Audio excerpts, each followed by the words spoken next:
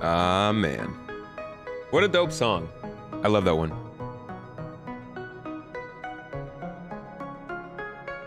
What is up, everybody? Welcome, welcome, welcome. Looks like I am dealing with a Stream Deck problem again. I guess it's got to be like, I don't know, once every week, once every 2 weeks. Let's see if opening the Stream Deck software works. No, it doesn't. Dude, it just doesn't make sense. It's like sometimes this stuff chooses to work, sometimes it just randomly chooses to break, but computers. All right. How y'all doing today? Welcome in. I see you with the love for that song. Honestly, I am. God, it's such a good song. Thinking about making it the intro for one of our podcasts. We'll see. Looks like today we're going to be in Punji's back pocket. Good stuff. Reese, you guys, Reese and Punji, y'all are blessing both platforms early. Much appreciated. Frenchie though, and Holston Coop coming in to hold it down on the mod side. I see you. Mrs. Tomato always hovering over the stream with good blessings. And Liberty, what's up? Memory, good to see you. Love some recognizable names. Ingionza. How do I say that name? How do I pronounce that one? Ferrister in the chat. Yo, y'all give some love to Ferrister, please. If you don't know him, then you know him. Actually, if you don't know him, then you don't know him, but you should know him. Another YouTuber, does some great videos, has had some fantastic pieces on concept ships recently. Love those. How you doing, man? Miguel, how long till it starts? We're here, baby.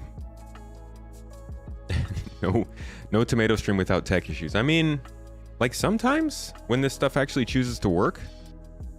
Theopolis, good to see you. Glad to see you in another stream. Is there a way you can download that song? Would be amazing to listen to on your way to work. I mean, do a search for it. I don't know if it's publicly available or if it's only on this service or what, but if it's not, then we can hook up and I can get it over to you. It is called Lonely Earth by Walls. Give it a go. Yes. Hello. Ingion. Okay. Ingionza. Cool. Well, good to see you. Thanks for joining us. Jiaoacho. Hello, chat, Mr. and Miss Tomato. Ferrister, good afternoon to you all. Good afternoon. That was a very good introduction. JT has been slow today. Is it running over the weekend? I kind of want to run it with the org tomorrow, but I don't know if it's actually going the whole way off. You can pull it off YouTube. Oh, okay, cool. It's available on YouTube. So it's running tomorrow. Cool. We'll probably set something up with the org then to get out there and cause some trouble. Folks, I originally had a plan today. From all the way back in the beginning of the week, I was going to do Star Citizen and Satisfactory today, but I've been getting a lot more questions about features and stuff, especially with the monthly report video coming out at the beginning of the week. So I figured we could actually take today. It's a Friday, so we're feeling real casual. Everybody's wearing their Friday jeans, you know? Figured we could take today and look over the actual game's development. We do this pretty often, but we don't actually just go through all the features that are being worked on. Like usually I'm just looking at the monthly reports, but I figured today we could go through the progress tracker together and just take a look at all the things they have listed as being worked on, because there are a lot. And to be quite honest, we're not getting most of it in terms of Inside Star Citizen or Star Citizen Live. We do see it on the monthly report, but I figure we might as well go through and see what they're talking about here. Now, couple caveats. The progress tracker is incredibly unreliable. It's hard to keep up to date. There are plenty of things on here that haven't been updated in a while. There are discrepancies in terms of the time that's being shown. If you see a bar like this that goes across 3 months, that doesn't necessarily mean it's 3 months straight of work. Could mean 2 weeks of work, 3 weeks off, 5 more weeks of work. Could mean somebody just worked here, got dropped, and then somebody just worked at the end too. So right off the bat, just like that, you don't actually know how much work is being done, which is kind of frustrating. But on top of that, there's also not upriver, not upflow, downflow, downstream, upstream and downstream teams. So your upstream teams are, well, You can actually take a look here. Actually, I think I have teams pulled up here. Yeah. So your upstream teams would be like your actor, or sorry, no. Yeah, like your actor feature team, your AI content team, your sandbox team, your landing zone team. Downstream would be something like audio or special effects, visual effects, stuff like that. So, oh yeah, the text is probably pretty small. Or are you talking about chat? Which one are you talking about? They both might be pretty small, but I can blow this up a little bit for you. So right there, downstream and upstream teams get added to this schedule separately. So while they might update it and it shows us that they have, let's say, the actor feature team here working on swimming, and that work ends here, it might be that we didn't get audio. Audio hasn't done their work on this. And it very well could mean that audio has to do work on this in August, and it just hasn't been added to the progress tracker yet. So in general, things can be a little bit confusing with the progress tracker, but I figured we could still go through and see at least what is technically supposed to be getting worked on right now. We'll have to do some satisfactory a little bit later. That is what I wanted to do, but you know how it is. Resubscribed and ready? You resubbed up on Twitch. Thank you. Appreciate you. I will continue to encourage people to move their Twitch support to Patreon. Not only will you have better support in terms of the exclusive videos and things that we offer, you'll also have your name at the end of our YouTube videos. You will get easier access to things like all of the special codes for our giveaways and, like I said, the exclusive videos. Patreon is much better at supporting the people who use that service. Twitch seems to be doing things progressively getting worse and worse and a little bit more anti-multi-platform, I guess. And it's I'm not gonna lie, it makes you a little bit more nervous depending on a company like Twitch for your living. So if you use Patreon already, that makes it easy. If you don't, consider it. They give 90% of every dollar you give to the creator as opposed to Twitch, who does 50. So I will continue to encourage that, but I'm not going to bang you over the head with it. Just wanted to let you guys know. Probably enter Patreon once you get more free time. It's cool. Thank you for dropping the link, Holston. Am I moving from Twitch to YouTube? I have been in the process. We've been in the process of making that transition for about 1.5 years now. It's very hard. It's incredibly hard to try to replicate what that is over on YouTube. Don't I think Shiny Tracker scheduled work timeline would be easier to understand when going through everything? Hey, check it out. I gotcha. I come prepared. But welcome. Welcome to the stream, Chaos. You wish the Mist Odyssey would be getting worked on by now. You know, you do. But the later they work on it, the better it'll be. That's kind of the... Now, I'm not saying every ship should take forever to be worked on, but the more of the gameplay that pertains to that ship that's in the game by the time the ship comes in, the better prepared it is, the less reworks they have to do, the better the support is. Just feels better, you know? But I agree with you. I'm excited for the Odyssey. Okay, so like you said, spoiled my surprise. We got Shiny Tracker here as well, and this is going to help us actually see what is literally being said as being worked on. Problem with this is that we will miss some of the stuff that is like, for instance, miscellaneous. No, that's not a good one. Like swimming. I don't think swimming shows up on there because it technically has already finished. Does it? We should actually confirm that. That'll make things easier. It does show up on there. Cool. So then we might not actually have to worry about that. And that's because what the sample date is, the 15th. Okay. Okay, I see. Interesting. Salty Mike's watching one of my videos on Twitch right now. He's being salty. Should I react to him reacting? Okay, hold on. I have to. Come on. You can't. I can't not. Right? Being said, though. That explanation is all super fair. Like, it's still early in the tech, like from the tech standpoint, is they don't even have the foundational features of the I game. concur so, with what he's saying. There can't be a disagreement there.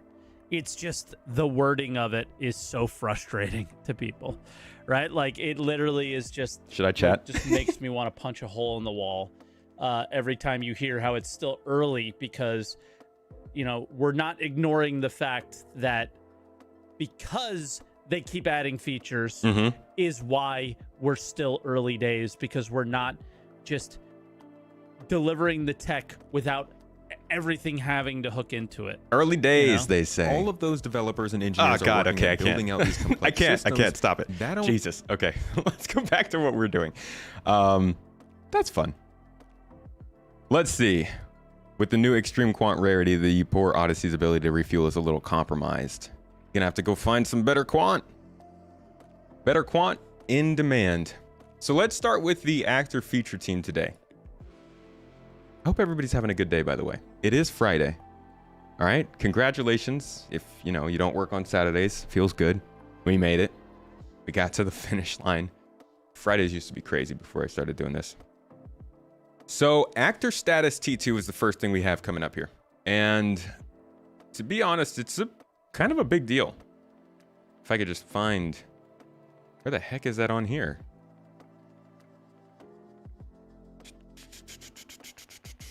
Wait, what? Oh, actor feature team is up here. Okay. So actor status is a pretty big one. But this is just engineering work. So they are still going to have plenty of time to work on this. But reading the description, the actor status, oh, Cotton. Hey, man. Holding it down on Twitch with Wholesome Coop. Thank you. Appreciate you. Actor status T2 looks at a variety of new elements such as hygiene, my friends, yes, hygiene, NPC status tracking, multiple bytes, DNA integrity, medical insurance, cybernetic limbs, and cloning. That's a lot. Because the first actor status update was just like food, water, and temperature. But now they're talking about hygiene. Is that the first time anybody's hearing about hygiene in this game? It gets all kinds of different reactions, so I'm interested in hearing what you have to say about that. As you can see, though, it's very important. Got to be careful on the toilet, you can't be getting distracted by lights. Can't be dealing with unplugged pipes and bursting water fountains coming out of your toilet, all right? This is hygiene gameplay, folks. No, that has nothing. It's a joke. That's a joke. That's not in the game. Hygiene is going to be a thing, though. And I don't think it's going to be a huge thing. The way that they've talked about it basically is like, it's kind of like wear and tear on your armor. Like imagine you walk into a place where you're supposed to be in like a dress uniform, you're supposed to look good, and your armor is all scuffed up. Obviously it's not like you're going to get attacked for it or something, but people are going to notice. The idea here is that maybe not with everybody, but possibly with certain mission givers and people like, say, the Hurston Dynamics, bruh. He's pretty fancy. If you didn't do anything hygiene related over the last week of gameplay, that might be going to the bathroom, taking a shower, possibly even washing your hands, I don't know. Then he might notice. He might not give you your mission, or he might not give you your extra reward. I don't know how crazy they're going to go with it, but they have made it clear that it's not going to be something that like ruins your gameplay and gets in the way of things. It's just kind of, there is an extra thing that you can pay attention to on the sim side of things. NPC status tracking, though, I'm not sure exactly what that means. That could have to do with AI crew, but I don't think that's something they'd be putting in just yet. That idea stinks. Badoom. Fairster over here with the jokes. Messy NPCs make a mess of the city. NPCs clean the mess. Cleaners get killed. Cities get dirty. You gotta catch the killers. Clean the streets. Is that hygiene? Is that the hygiene game loop? Besides that, multiple bytes is not a big deal. DNA integrity, medical insurance, cybernetic limbs, and cloning all have to do with Death of a Spaceman. If you haven't heard of Death of a Spaceman or all the things that come with it, I'll give you a quick run through. Basically, Star Citizen is based around this technology of, well, here it is. Imprints. The term for a complete or holistic bioscan of an individual that not only creates a record of one's DNA, but also all their memories, thoughts, and personality. While imprints can be transferred between spheres without loss, only one copy of an imprint can exist at the same time. Updating an imprint will override all previous imprints. So this is like saving your life. What we do right now in Star Citizen, when we go to a star system and we change the station, that's changing your imprint location. That's why they call it the regeneration kiosk. So the idea here is that everybody in the game gets a certain amount of imprints. Let me see if... Here it is. So Star Citizen needed to have a technology akin to cloning, where players could bring their avatars back from death itself, but with a few key requirements the lore would have to address. First, your avatar's memories had to be passed on. No point in making a biological copy if they can't remember anything. 2, the process needed to degrade over time so that people in the universe are not immortal. That is what's being acted with actor status T2. 3, how your avatar perished should be reflected in their new body. If you get blown up, we wanted to see those scars and cybernetic limbs, also part of actor status T2. D, we also wanted characters to age and not just hop into a younger version of themselves. And 5, there should only be one copy of somebody at a time. No clone armies running around. So, as you can see, this is just them adding more of the lore of the game into how we actually progress. Cybernetic limbs, I can show you some footage of. We have some footage. Mostly just concept art, but it shows the direction they're going in with it. I can't spell. Cybernetic. Oh my god. Cybernetic. There we go. So here was the first functional. This was actually added to a mission giver. But, you know, you got an idea of what they were going for. And then they started to show some concept art. These are mainly arms. And I personally have a very, very clear favorite of these selections, which is this one. This nice Deus Ex looking baddie.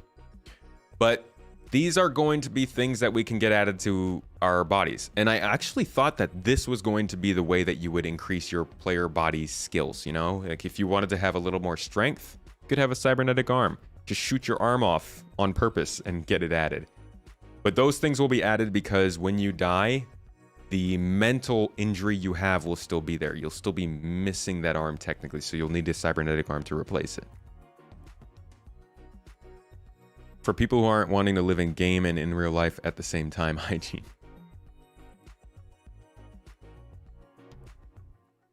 As Mrs. Tomato is saying in chat, we still have our 400i giveaway going. Exclamation point 400i in the in Twitch and exclamation point giveaway on YouTube. We also are doing giveaways of random store items. We have already had one winner. We reach any of our sub goals that you see down there in the corner on YouTube or on Twitch. I pull one of these and we pick somebody random from the chat to win a random prize from Star Citizen Store. So keep an eye out for that too. All you have to do is stay active in chat. You'd rather these cybernetics being a necessity if you didn't use a new body. Maybe that will be the case. Honestly, I don't know. Like if you get your arm shot off, obviously you got to do something. Age, so we will not be able to play the game after our character aged to die? No. The idea is that you will age out of that character and it will be in your everything that you own will be moved on to a next of kin.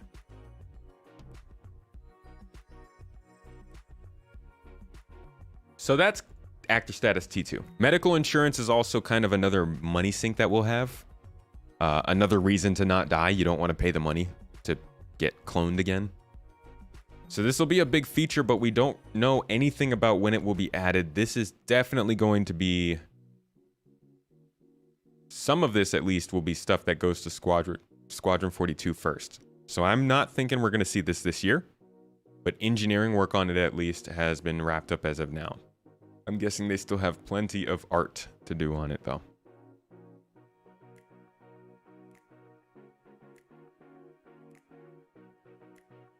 Next up, bug fixing in Tet Deck. Can you believe it? Bug fixing? They don't do that. I think it'll come before Death of a Spaceman. I think they're building towards Death of a Spaceman, starting with 3.15, adding this in something like 4.2 or 4.3. Maybe even 4.0. I don't know. I don't know what they're trying to do with 4.0, but I think they'll be adding it in phases and steps. Let's see, what else is there? Cargo system refactor was, I guess that's the old version, so we don't need to look at that. Moving further down the list, or rather going to Shiny Tracker, we've got additional derelict settlements. These are... Actually, I can show you a lot of footage of these. Give me 1 second. These were already added. Well, not added, I'm sorry. These were teased a few different times now, as we originally thought these were going to be coming in 3.19. In fact, let me see if I can pull up where that... Let's see, when was that? That would have been... Derelict's preview.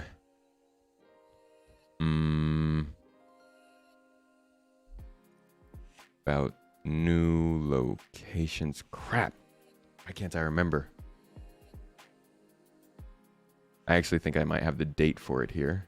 Give me 1 second, guys.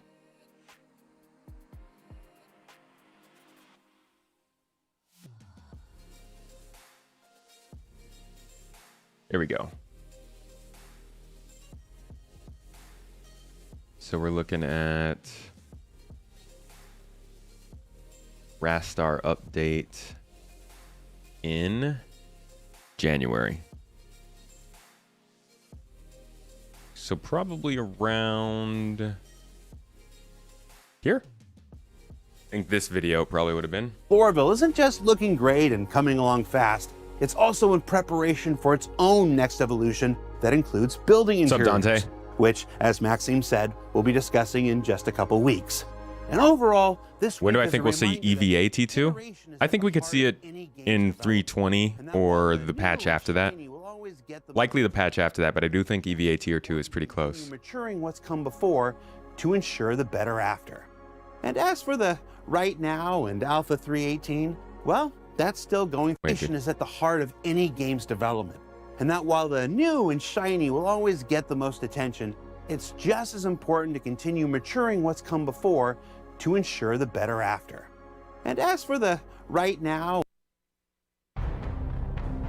Yeah, see, so in the bottom corner here, this was all of the... Actually, I can show you some details about how this is going to work, because they have some interesting stuff to say about the way that these ships are going to be aged and how they're going to be placed down into the game. But you can see throughout this whole time here on the bottom right hand corner, it does say Alpha 3.19 derelicts. So at the beginning of the year, this is something that they were hoping to get into the patch that we just got, but they were clearly delayed at some point, and they're now being added in 3.20. As we can see on the progress tracker, they're just about to finish up work that is listed and will be coming in a couple months. Really a second life, and it's super interesting to see that bring kind of adventure side of all those things, a mysterious side. Indiana Jones kind of style, this exploring, discovering. There's a variety for players like to experience, to go back, revisit, and yeah, enjoy the Derelict.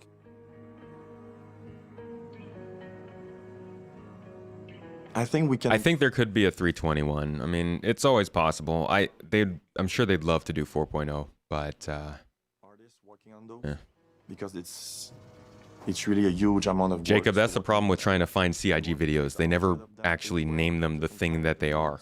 So you can't search for it. Because we have like OCs, so like dressing them up. Like this is called Loreville Revisited, you know? The rocks, the foliage, and all the like visual elements separately by hand. We should make actually like nicer modules that are already like pre-assembled, and like most of the stuff is already contained in it. So that way we can like deploy it, spend a bit more time on detailing, just an extra pass, an extra level of depth to the art. What I like the most on the new ship we did, we create a deeper story about those crash sites. With the Star Runner crashing on the planet and having the sky. We want to know what's coming next, so here we go. Add different variations of age to our ships.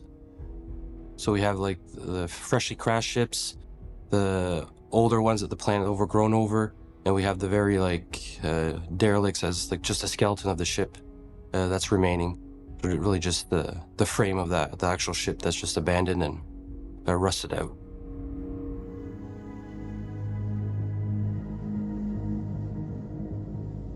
The first aegis of the Derelict crash site is the fire one. That's mean it's when the ship just crashed, it's still on fire. We still have power in it, we still have sparks. The second age is crash. So that's mean the ship is crashed there, but maybe just a week after that. So no fire, no smoke anymore, no power inside the ship, no sparks. The third age is the biome, it's overgrown. It's when the biome just take its place back. We're going to You know what would be so cool is if this happened naturally over time instead of them having to place it down at a certain age. So like if they could just have a ship spawn in as a freshly crashed ship, and if nobody, like, you could go away and then come back 2 weeks later and it had naturally progressed. Maybe not like naturally, like every second it's changing, but at some point it just flips over to the next phase and suddenly it's a little bit of an older ship. I would love that, because otherwise it's just going to be weird to find like a super old crash ship 2 miles away from a very, very new crash ship and there not really be much of a explanation as to why. Is the pace of content increasing? I feel it is. Yeah. 4.0 was indeed meant to include server meshing, yeah.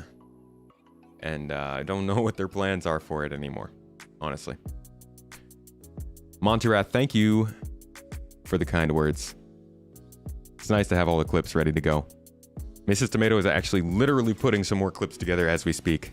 So a little bit of Starfield content, actually. Yeah, I hope so, Extreme Terror.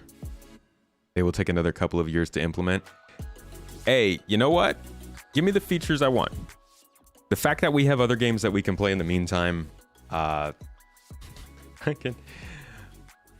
can wait. No, it's not true. I'm less of that mindset than I used to be. I will say that I have certain expectations of this game, and I expect them to meet them. So I would be disappointed if they were cutting corners on that kind of stuff. But that's some of the new stuff that's coming in 3.20. Being finished up on work this month, it looks like these are all just new Derelict locations, so new places to do more missions and stuff like that. Dante, with the Prime sub on Twitch. Thank you for that support, friend. AI vehicle perception is something else we've been reading about on the monthly reports. This is basically the AI ability to, well, believe it or not, perceive. This feature will give AI the ability to both perceive and detect vehicles from the ground, as well as select ground-based targets when piloting their own, using both vision and radar. This will make for much more complicated missions outside at these Derelict locations and stuff, and you can kind of tell that they're really starting to gear up for ground-based gameplay with these changes. It started with the AI nav system last year. Now it's getting more to vehicle perception, the ability to use different weapons against airborne objects, new outposts, new underground facilities. Ground vehicles are getting an update. Like, ground gameplay is on a pretty big development sprint, I guess you could say right now. Blackburn, thank you for the super chat on YouTube, mate. Just watching up with the stream now. Was watching your ISC react. Love your stuff. It's always top tier production quality. Thank you, Black. I really do appreciate you acknowledging that. We put a lot of work into this stuff, so it's great to hear that people like it. This game definitely has more expectations given how it was funded. Yeah, and how long it's taken. I mean, it's not a surprise that people are like, Squadron better be freaking good. It took this long. All right. Next up on the list, Aopoa Santakiai. We all know this ship at this point. Even Mrs. Tomato has said this is her favorite ship, from the design at least. Because it's pretty. I will admit it is very pretty, especially while it's landed. Look at this thing. It has some crazy animations because all Xi'an ships must, right?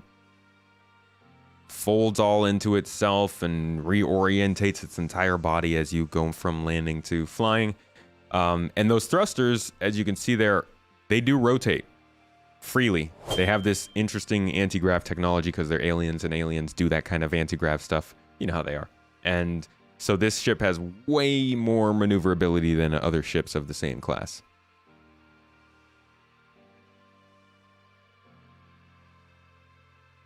You You heard you cannot fly ships on planets in Starfield. Is that true? Yeah, that's true. They don't do atmospheric flight. A couple more shots of this thing. One other game that has been in early access as long as SC is 7 Days to Die. That's a zombie survival game. The wing joints look like real weak points. Definitely. Yeah. The ship has its weak points, that's for sure. If you lose a wing, you're in trouble. But that goes along with a lot of Outposts stuff. Their other ship that's in game, I believe it shows up here. Yeah. Looks really similar in design. You guys are going to get called to prayer here in a second. It is a bummer, Ghost. Part of me doesn't care though, you know? Like, I don't think I would care at all if we couldn't fly spaceships in Starfield. Just not interesting, you know? It's not interesting to me. It's not why I want a game. As an RPG, like the RPG player side of me doesn't care about flying spaceships. So I'm not too peeved about it. But as you can see, that's their older ship right here. So this is the Kartual next to the Santakiai. And you can see they kind of have similar design in the way that they're... the window's open. Give me a second, guys. Sorry.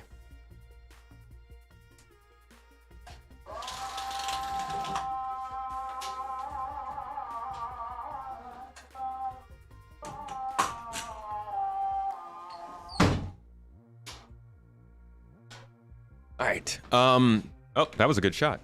So you can see it's very spindly. You got to be careful with these ships. But they're super maneuverable and they're very cool looking. So it's kind of a trade-off, as most of the ships in this game are. How much do I think it will cost in USD? I have no idea. $300? I'm sure. I think it's already been up for sale, so probably a little bit more than whatever that was before. Just jump into the stream. How's it going this morning? I'm good, Matt. How you doing? How you been? This is the equivalent of your cup of coffee in the morning. It's much healthier. Just a little bit of copium instead of caffeine. Okay, next up. Something that they just don't talk about at all. Asteroid facilities. This is kind of a covert, exciting feature. It's been getting worked on for a long time, like a year. Coming up on a year this week, next week, is being worked on by the EU Sandbox team, but it's all on the art side right now, which means it's probably using something similar to how space stations are built, maybe? They do call them handcrafted, though. They say adding new asteroid facilities to the persistent universe. Handcrafted, traversable areas offering different gameplay opportunities both on the interior and exterior of asteroids. But we don't know anything about it. They haven't talked about it in ISC, SCL, it's not in the monthly reports. We haven't seen a single clip of it. I'm pretty sure the only sign I have of development going on with these is a couple of clips from last year. And I don't even think these are related to the same thing. I think these are just pyro locations they're showing us that are more related to snub ship gameplay. I don't know if these are referring to asteroid locations. They just have everything. Once my computer actually is able to pull it up. It's getting much slower at loading these clips than it used to. Might have better luck with the solo guy if you do that on the weekend. Stream happens in the morning here in the US when we are all at work. I can watch but can't play, or I would. Better luck with your solo guy if you do that on the weekend. Yeah, I mean, there are plenty of people playing during the week. It seems to be going okay so far. Overall, my stream time, my gameplay time isn't great anyways, since a lot of people are at work, but we get it done. Don't talk smack about your caffeine. I mean, if you prefer copium, I got plenty for you. Do I think we will try to tie together different game loops in 320 since they have been doing so many updates to individual loops recently? Depends on what happens with cargo. I think that's the key. Cargo and refining could end up tying game loops together, but we don't know how much they're actually doing with cargo in that update. They could just drop the whole sea in and not do anything to give us an update on cargo hauling, which would be disappointing, and it would put a little wrench in that combining gameplay loops. Where the heck is that footage I'm looking for?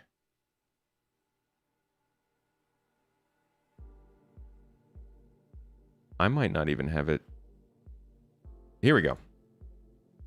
So this looks like it could be an interior asteroid location, right? Kind of like what we saw in Squadron 42 when they were flying in between those two huge asteroids. It looks like you're flying through some kind of a tunnel inside of a big asteroid.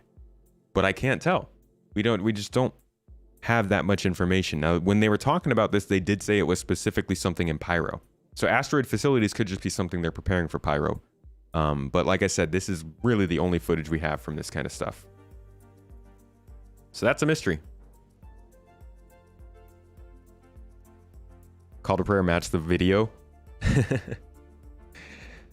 Perfect distraction for you at work right now, listening to me pretending to work. Hey, take notes. People see you writing notes, they'll be like, wow. That's that Stanko. Super attentive. Great in the office. Always taking notes. Nice channel and cover of SC Dev. Cool streams. Thank you. And thanks for coming to watch. Oh, that was one of the new UGFs. That would be pretty crazy. That'd be a very large facility. Okay, next up is Bounty Hunting V2. And we talked about this a lot, I want to say. Mrs. Tomato, if you could clip this part. We talked about Bounty Hunting V2 quite a bit, or any mod, I guess, could clip this. And gosh, I feel like I put something out. Oh, in the recent monthly report, recent video I put out on the main channel, we went a little bit into depth because they talked about Bounty Hunting V2 in the monthly report, talking about virtual AI coming in and all the different stuff that has to do with that.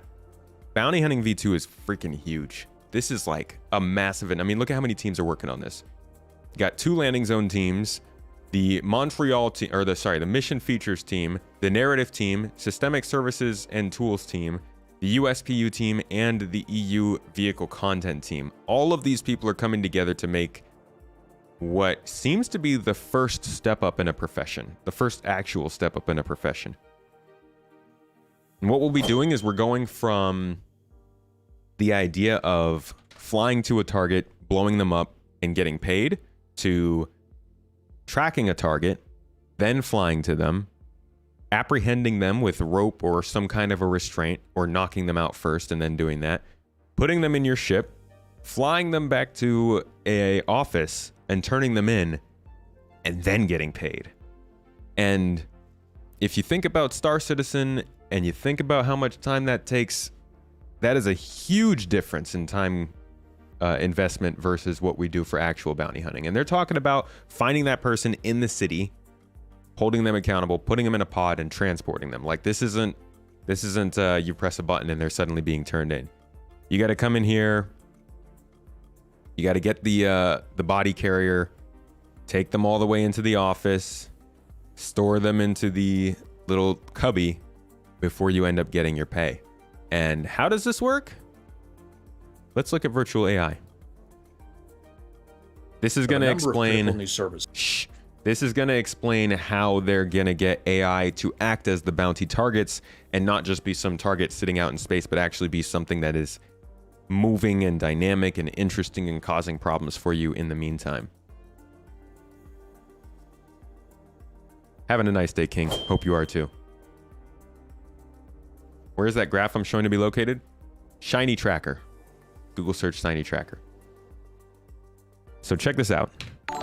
If you have any questions, please let me know. But this is a really, really big part of how the economy and the overall simulation of Star Citizen is going to work. Tiny STL, thank you, by the way, for the Prime sub.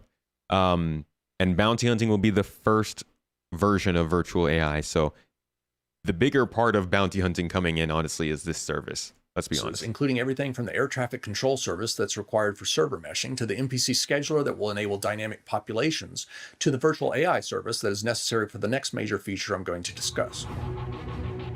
Agreed. They're going to have to really boost your incentives here. Star Citizen's AI architecture is broken up into 3 distinct levels. The high-fidelity characters that you see in the game execute subsumption logic on a server, and this is far and away the most computationally expensive of the 3 types of AI. It's got a similar sense-think act cycle as the other AI, but because you can see the NPCs as they execute their tasks, there's often little to no potential for cheating or simplification. Something as simple as sitting in a chair requires a lot of item searching, animation, raycasting, collision detection, and more. This is a problem because in Star Citizen we're trying to simulate entire solar systems, and we can't afford to execute this kind of expensive logic for tens of thousands of characters that players can't even see. All right. For those of you who recognize that word subsumption, we see it a lot in monthly reports. That's this. It's that AI logic that they always talk about, the flow graph that makes sure that AI does certain things at certain times. So when he calls them subsumption AI, he basically just means these are AI that are doing things in the real world. So we do what many games do and temporarily suspend any AI that's not in proximity to a player. This creates another roadblock though, because you can't effectively simulate an economy when portions of it are constantly being shut down and restarted, and it's the fundamental reason why quantum exists. Merging these 2 AI extremes, subsumption and quantum, solves our basic problem. NPCs look and act exactly as you'd expect when you can see them, and the universe's economic wheels always remain in motion. There's one major flaw, however, with this solution. The heavyweight subsumption NPCs that you can see and interact with don't execute any AI logic when you're not around, and thus they're severely limited in what they can do and when they can do it. Oh, no. Somebody got that saxophone playing. God, I love that. Just such a nice moment. Thank you, TinySTL, for the 6 community subs on Twitch. Wow, pushing us towards that goal. We're about to have a giveaway in like 6 subs. Thank you so much. Base Citizen, I see you as well. Appreciate your content. Sorry, I just read the comment. Appreciate your support. Happy to provide the content. Let's get back to it. Solving this issue is the responsibility of a middle tier of systemic logic that I call virtual AI. Virtual AI allows virtual NPCs, Ruboy. the NPCs for short. All right, I got to stop real quick. Thank you as well, Ruboy. I really appreciate you. Where was that message? I just saw that message. Before the subs. Base Citizen just got Star Citizen, and when looking up videos came across your channel on YouTube and followed it over here. Thanks for checking out the stream, man. We also stream on YouTube, so if you want and you like that platform, you can stay over there, but appreciate you dropping by. Hope you enjoy the stream. To seamlessly transition back and forth between the fully realized and physical world of subsumption and a far more efficient intangible back-end ether where they retain the ability to interface with elements of the systemic architecture just like a player. This technology is going to unleash a lot of new and exciting gameplay, but it's going to take more than a few sentences. All right. Hurston, Microtech, and Crusader. I'm going to zoom into the Crusader planetary area, and you can see its 3 moons, Yela, Daymar, and Selen, and the space station Port Olisar. You can imagine looking at that station, hundreds of NPCs going about their lives. This is how you think of the universe, always in motion, always changing, always real, regardless of whether you're actually looking at it or not. As I mentioned, though, that's an illusion. We can't afford it. Sub Warfighter. Looking, the server deactivates and unloads a lot of unnecessary baggage, but a wide assortment of backend services retain knowledge of everything that really matters and provide an active interface to those systems. NPCs outside of landing zones are treated differently. Quantum accumulates statistical information for where NPCs should reside and what they should be doing from its quanta, which allows us to determine how often you should see a pirate. Wait. I know I'm a huge freaking jerk. I'm probably super annoying to people with this kind of stuff at this point, but listen to his terminology. He calls the system quantum, and he calls the people inside the system quanta. Outside of landing zones are treated differently. Quantum accumulates statistical information for where NPCs should reside and what they should be doing from its quanta, which allows us to determine how often you should see a pirate or what a freighter you run into should have in its cargo hold. These Blackburn, thank you for the support. volumes, and the important thing to note is that the NPCs they create are ephemeral. They pop into existence for a brief moment so that the area you're viewing looks like what Quantum says it should, and once they're sufficiently far from any players, they're completely and forever destroyed. I'm going to add a player here, which you can see off to the left. As they pass by Daymar, they're in range of a probability volume that eventually decides they should encounter a pirate. So a pirate is created and engages the player, and after a bit, the player decides that they're outmatched and decides to run. So we already have probability volumes in the game. That's what determines certain types of encounters, like those I actually just published a video on the main channel where we did a bunch of combat beacons. Those beacons are based on probability volumes at this point. Basically, they calculate if a... Gosh, I think they're here. I think they actually explain it here pretty well. Might be further up here. They basically calculate how much security or how many pirates are supposed to be in an area, and then the probability runs to say, okay, that much security is there, that much pirate is there. They have a meeting, and then they end up fighting because of it. It's actually a pretty cool system. I can't find the...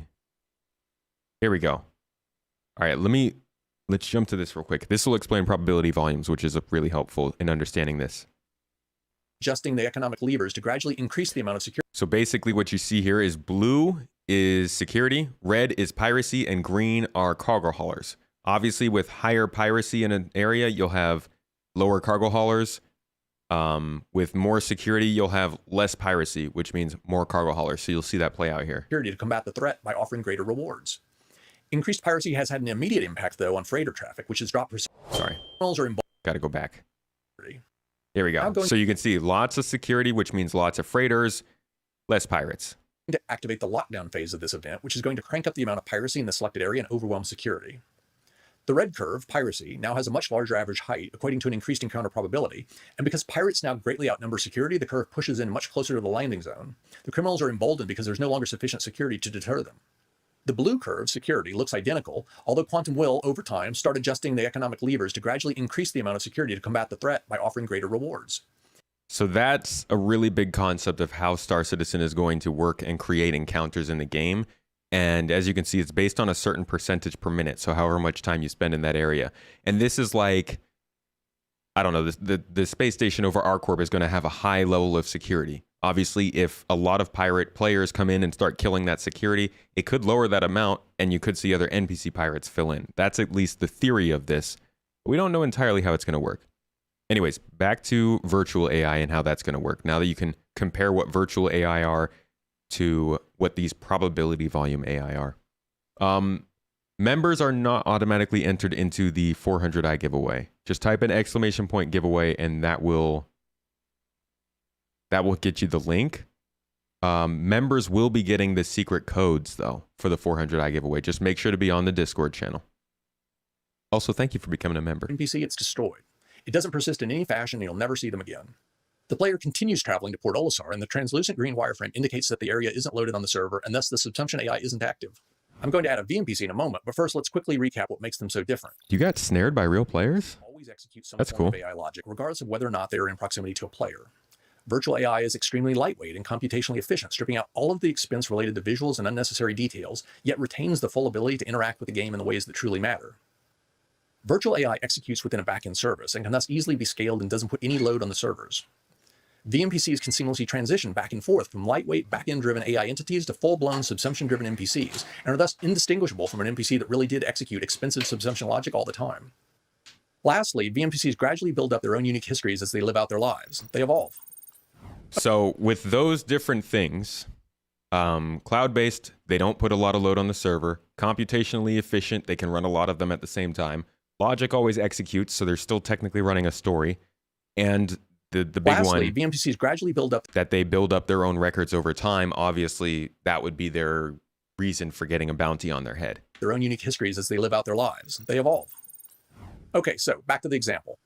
Once the player gets close enough to Port Olisar, that area is streamed into existence, loaded onto a server, and the NPCs initialized to resume whatever they should be doing at that time of day. Now I'm going to introduce a VMC pirate near the player, and they're going to immediately attack. After a few moments, the VMPC comes out ahead in this battle, and the player is killed. Because their crime was committed in range of an active comrade, it's recorded in their character history. Does it look like I'm Tony down here? Just like taking his thunder? Along with the time and location of the felony. An upcoming tracking app will allow you to access information like this if you've registered with the local authorities, so that the digital footprints players and VMPCs leave behind can be tracked. This VMPC's name is Dragon, and since they're now wanted in this jurisdiction, the comrade has affixed a real-time marker to his position. So again, right now when bounty hunting, you always have a marker over their head. But with this new security system, which I think we'll get to later on in this stream, they'll only be tracked if they're within range of a comrade. With the only player in this area dead, the server now streams Port Olisar and the comm array out, but as I previously noted, VNPCs aren't destroyed like a regular NPC created from a probability volume, and their logic isn't suspended like an NPC at a landing zone. Instead, VNPCs simply transition from their physicalized state, where authority over their actions is controlled by subsumption logic executing on a server, to their native ethereal state, where their virtual AI executes on the back end. Skipping ahead a little Dragon bit. has arrived at years carrying valuable ore and little in the way of security. Okay, Dragon has arrived at Yellow's asteroid field and has now crossed back into range of another active comm array, so his real-time position is now once again being reported as indicated by both the character history and the tracking marker. There aren't any players in this area, and thus none of this is streamed onto a server. Everything you're seeing is a result of a variety of different services communicating with one another. So, again, important part of virtual AI. None of this is actually happening in the game. This is all just happening in lines of code, which allows the game to not be loaded so heavily with this kind of stuff. This video is from 2 years ago. VNPCs trigger probability volumes just like players, and Yellow's shows that there's quite a bit of freighter traffic in this area. So, Dragon won't have to wait very long before he generates an encounter. There's one. Dragon just caused the creation of a freighter, which itself becomes a VNPC so that it can react to what's happening via its own virtual AI. Dragon now engages the freighter. He starts firing on it. He's still within range of an active comm array, and thus this latest crime is added to his character history. He's now wanted for both murder and piracy, and the bounty on him just jumped from 6 to 10,000 UEC. Increasing the size of their rap sheet and the price on their head is one of the simplest forms of VNPC evolution, and over time we'll look to add additional ways for VNPCs to grow and increase their influence, from recruiting followers in an attempt to become a shipping magnate or a crime boss to offering their own missions. The captain of that freighter isn't going to surrender so easily. He's broadcast a combat assist service beacon that players can choose to accept, and he's offered a 3,000. I feel like Dragon is cheating. Protection. Unfortunately for him, he's pretty heavily outmatched, and he's quickly destroyed, causing the service beacon to expire before anyone can come to his aid. Heavily outmatched? Dude's in a buck. Like this are fed back to Quantum, and in sufficient quantity will imagine losing to a buccaneer in a caterpillar. Security patrol missions in that area pay. I probably would. Transports that have to travel through that area will demand as a risk premium, and how much a ship in distress will offer for someone to come to their aid. The freighter's destruction has left some debris and possibly a few items of value, so if a player had already been en route, they might arrive to find the aftermath. You could down comms to avoid getting a bounty, but honestly, some folks out there just love that murder. They do the crimes in the comms so that the bounty hunters come after them and they can kill them too. Murder has now been attributed to Dragon, and the bounty on him just once again You've beaten a caterpillar with a buck? Are you Dragon? Is that you? He took a bit of damage from that encounter and is eventually going to need some repairs. A harder working pirate might look to plunder a few more freighters before heading back, but Dragon's personality attributes indicate that once he's got enough cash to cover the basics, he's more interested in drinking and gambling than piracy. That's like a really funny way to shade someone. I have this really good friend, he's a bounty hunter. And you know, a harder worker bounty hunter might end up going and doing my work, but my friend, because of the character traits that my friend has, you know, those character traits. Yeah, they spend their time at the space station. So he leaves the area, and once again the real-time location tracking ceases once he's out of range of the comm array. He's heading back to Port Olisar, which is the closest location that has everything he wants. A fence to sell his stolen goods, shops to repair and restock his ship, and a bar where he can spend the remainder of his cash. The comm array near Port Olisar has been disabled, which means that Dragon's position isn't updated upon approach. The area remains devoid of any players, and thus it's still not streamed into memory. Dragon can therefore remain in his ethereal state and avoid a lot of computational expense related to maneuvering his ship, but he still needs to interface with the air traffic control service to request a landing pad and transition from his ship to the station. Services like this are always fully operational and accessible to VNPCs. That landing request is logged to his history though, so while the disabled comm array would make it a bit harder for a bounty hunter to track him, there are lots of other ways by which locational information on a character can be obtained. Dragon needed to refuel and repair his ship, and you can see those actions reflected in his history as he interfaces with the shop service that controls those operations.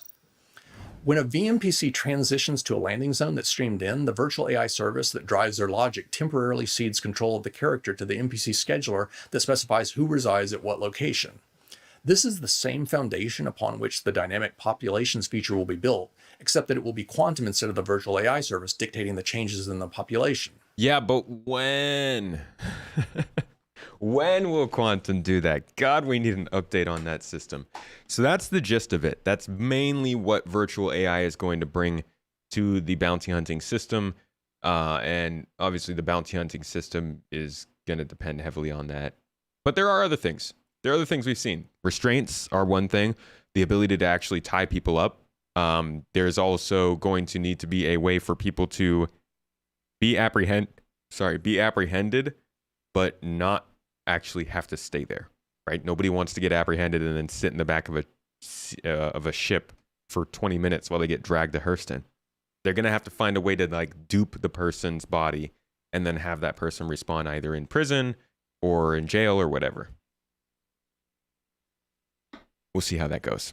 I don't think that's going to be in 3.20. I think that's going to be probably a 4.0 or 4.x patch kind of thing. Ruboy, I think a lot of people will be bounty hunters once there are more tools to be able to do it with. Just gotta hope it rolls out sooner rather than later. With anything that has to do with quantum, just don't even... don't even hope. Honestly, I don't know, I don't know what they're doing with quantum. It's the most frustrating thing, I think, in this whole project for me, because at least server meshing, we understand that they're banging their heads against it. But with quantum, we just don't have a single clue except for what they say in the monthly reports. So we'll see. All right, next up on here is bug fixing and tech debt, which is obviously always going on, and there's plenty of it. Whenever somebody says that they don't fix bugs in this game, just point to this. They fix a lot of bugs. It just keep breaking. Building interiors.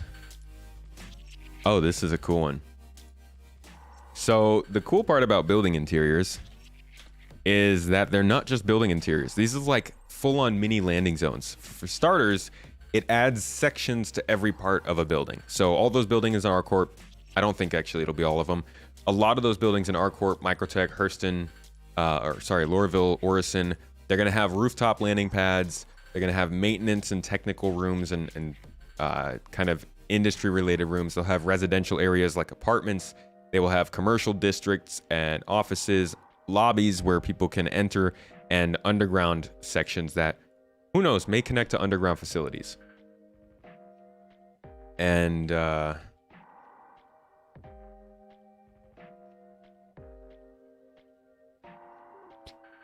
are those clips? So we've got examples of all of this stuff. We've got the landing pads, the rooftops. You get a good idea. I mean, we've done this already. We have rooftop landing pads, but I do think they'll be a little bit more complex and have a little bit more space and actual mission specific kinds of things going on there. Box delivery places, maybe some kind of small refineries in some places, or some kind, I don't know, shops and things that you can get equipment from. We have seen there more industrial areas. These are the places that would probably have some kind of resource management missions you'd have to do in these buildings. Maybe places where you're going to have to sneak in and hack into some data point and steal something, or I don't know. These are all still concepts, as you can see. We got residential areas, habs, apartments, homes, places that no doubt we're going to be able to spend money to customize later on in the future. This is probably going to be a massive way that they end up making money once they stop depending so much on ship sales. Being able to not only sell these kinds of places for real money, but also the furniture, the different lighting, the design, all that kind of stuff is obvious monetization options for them. And I think much better ways of trying to fund the game than ship sales. We're looking at mega building types of things. We're looking at, like I just showed you, some of those more classy looking apartments that are obviously, you know, more space per person. Dropping down below that, we've got more of the corporate areas, offices, medical facilities, labs, places that probably are going to offer a lot of background, but also could be places for some mission objectives or a mission giver or something like that. We've got the lobbies, which have the communal locations and restaurants, very central locations that are a little bit less clean, but can definitely build up the area a lot more. You get that cyberpunk vibe. And some of them will be corporate offices. So you'll have lobbies that are coming from Hurston Dynamics or RCorp that look a lot like the business district we have right now. This feels like the new version of landing zones. The landing zones we have right now are going to be, I think, folded into these building interiors and made to expand on them, so the cities feel a little bit more congruent and less like just segments connected by trains. Finally, you have the underground sections that come off of that. They've talked about how these sections might be able to contain illegal racing or smuggling options or alternative entrances into the city. This is something that, again, has been talked about a lot. When we first started getting cities in this game, they would talk about how there would be customs, you'd have to go through security checkpoints, you can't bring guns into the cities, but there might be tunnels that go underground that people don't know about. Maybe people do know about them and they're highly guarded. Different options to get into the city to either sneak in contraband, maybe for a mission that you're on, sneak in weapons, maybe so that you have an upper hand on a bounty you're tracking, or just sneaking in because you have a bad reputation. They won't let you in the city. But like those sorts of underground parts of building interiors, I think, are going to build into that kind of gameplay. And ultimately, building interiors feel like the next form of the landing zones we have. But we don't know much about it. A lot of what I'm saying is speculation mixed with what they've said. Obviously, we have the pictures and the concept art, but we don't know specifically how it'll be in game, so we'll have to wait for that. Yeah, Hurston 100% has an underground secret evil lab. In fact, there is a really good piece of lore that involves somebody smuggling something out of Hurston Dynamics City, and it's really good. I don't remember what it's called, but it does a lot to build the lore of Loreville. Loreville. Metaphysical, good to see ya. How you doing? First time chat. I feel like why do I see first time chat when I know we've talked? Maybe you were on YouTube? Maybe they'll give updates at CitizenCon. I think a lot of this stuff will see some kind of update at CitizenCon. Yeah. We have, yes. Yes. Okay, I'm not crazy. Okay. I feel like, am I missing stuff here? Miscellaneous support, box and mop. Sliding and swimming weren't really on there. That's right, because the shiny tracker is going in alphabetical order. Okay. In that case, we've got Chapter 1. A lot of Squadron 42 work is showing being finished on here. Let's just go down to the Squadron 42 team. So, like, all of the Squadron 42 segments have work basically scheduled up till now. Part of that is because they only schedule them out in blocks. So it very well could be that we get to July and they update all of these. Last updated in 2021, so they're due for an update. But at least a lot of what was planned back in 2021 should be wrapping up around this time, as far as these teams are listed are concerned.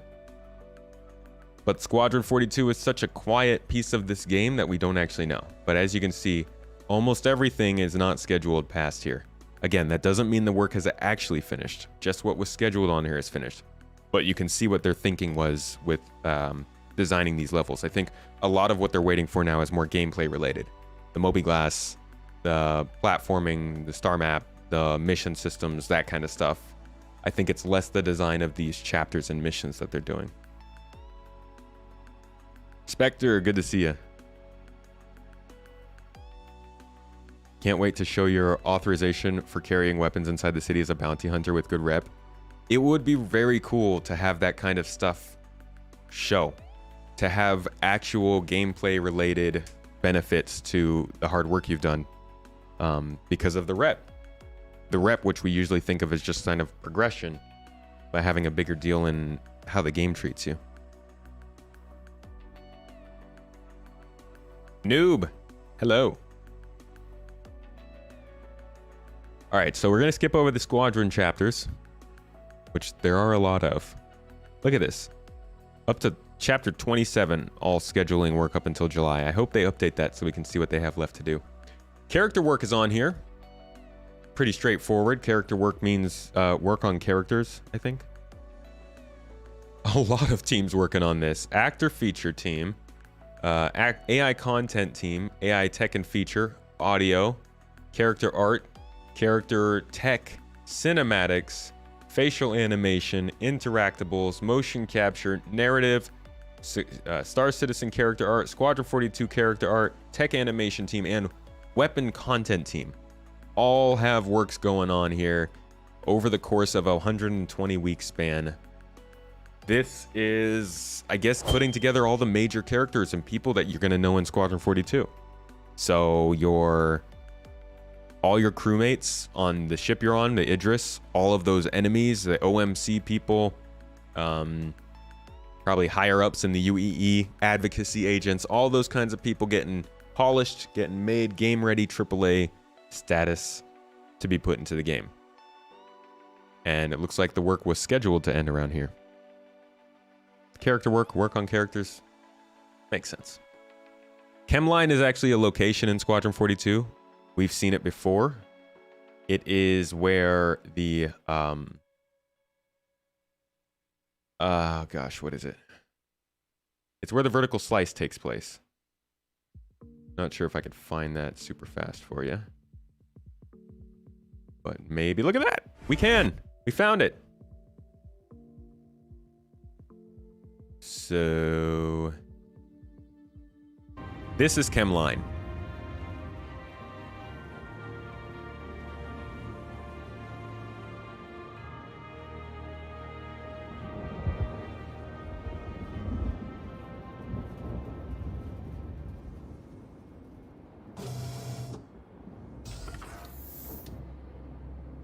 Can't wait for Rep to be more complex and affect you in the game. Seriously, we've waited long enough, I think, for that. We saw a bunch of stuff on the new movement systems in space. You're wondering if there is any talk on atmosphere and ships. I think it would be a total game changer when your ship suffers a hit. There is. Yes, atmosphere and ships is a big thing. We will touch on that in just a second. So this is, you can see right here, one of the logos. This is the Chemline facility. And it is where a lot of gameplay is going to take place in this mission where you're saving an agent, advocacy agent. You can see here again. Right here. It says Chemline there as well. So we can confirm we've been to the Chemline facility in Squadron. The work on it, it looks like it's finishing up here as well. Good news. Now, you asked about atmosphere and ships. I can actually show you exactly.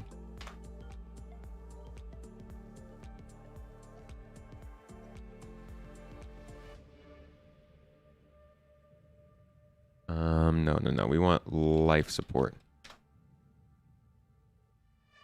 So here you can see that they are actively testing the ability for atmosphere to be available in a room.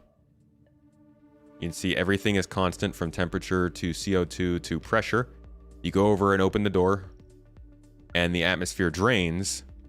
It drains quickly from this room, and because there's only a vent between the two rooms, it takes longer for this room. So they're not just talking about atmosphere in a room in a ship. They're talking about dynamic depletion and regeneration of atmosphere based on how the air can pass out of the room.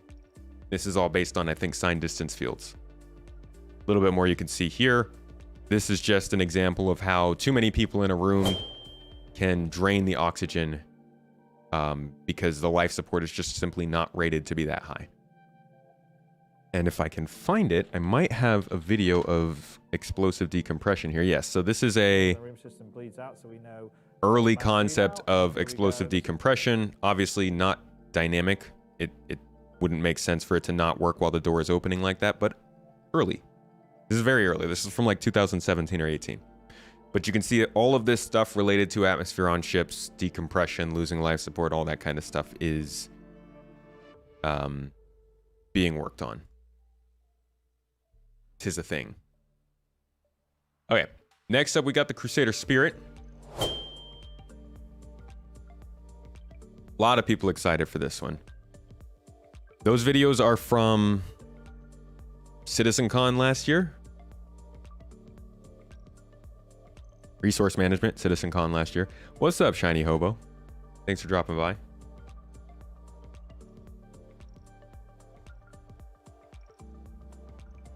You hope with the MFD rework we will get a screen where mission givers would tell us the mission instead of reading the description on MobyGlass. Like they call you?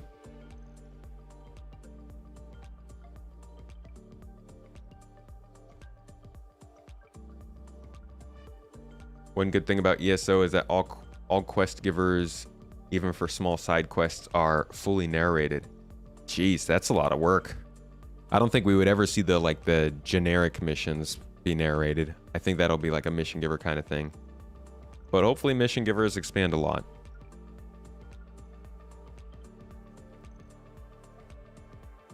Made some changes. The timeline should be loading faster for you. Awesome. Thank you. It does feel like it's a little faster. Upgraded your Cutlass Black to a C1. So did I. I don't really buy ships. But I figured a $5 upgrade, I could do that because I just don't like the Cutlass. So the C1 is... Oh, I don't have that. The C1, for those who don't know, is a nice little 1 to 2 person ship. Looks a lot like a kind of a shrunk down Normandy from Mass Effect, or maybe even like a Turian ship from Mass Effect, we'll say. Excuse me. It's actually one of 3 variants. We got the C1, the A1, and the E1, luxury transport. The C1 is all about general kind of ship going. I think it's the most accessible ship. It's all about loading cargo, loading a vehicle, getting places and doing your job. The interior is like one long hallway, so you got a lot of wasted space from these wings, but it looks freaking cool. So, you know, I'll take it. The A1 is a bomber. Instead of that back section, you have a bunch of vertically placed bombs that you'll be able to drop. Much smaller than the A2's bombs, but as the A1, that makes sense. So this is the back of the C1, cargo, and this is the back of the A1. Bombs. And then you've got the E1, which is a luxury transport, all about taking a couple of people on a vacation, quick touring spot, some passenger transport gameplay. And the back of the E1 looks like this, a luxury compartment with space for people to wine and dine as you do. I really love the look of this ship. I think this could end up being my favorite ship in the game, as I'm a huge fan of the Mercury Star Runner. But we'll have to see how it performs when it comes in. I think this could be a 3.20 ship, but not quite sure yet. Work is continuing on until December, so this could be a 4.0 ship. We'll just have to see.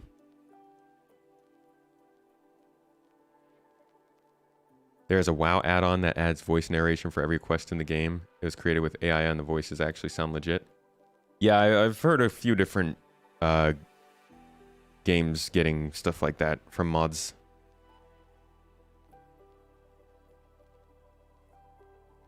What's up, Shiny Ho? Ewan McGregor. Was that... did that look like Ewan McGregor in that video? Here?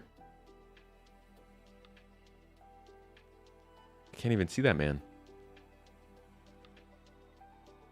You're just a noob trying to farm your way out of your starter ship right now. Try meeting up with people and helping people with their missions. Classes in session. Session. Oh, E1 McGregor. Okay, that's pretty good. I like that. Can't believe they gave the spirits only one exit, the hangar door. Are there no other exits on there? Really?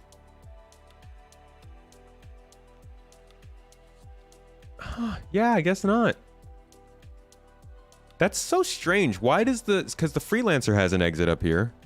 I guess the Cutlass technically has exits in the back on the sides.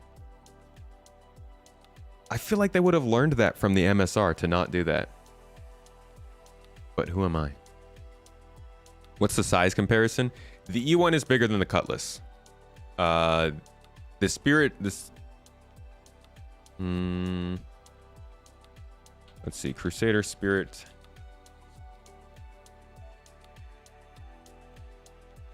Spiterated, whatever I just typed in.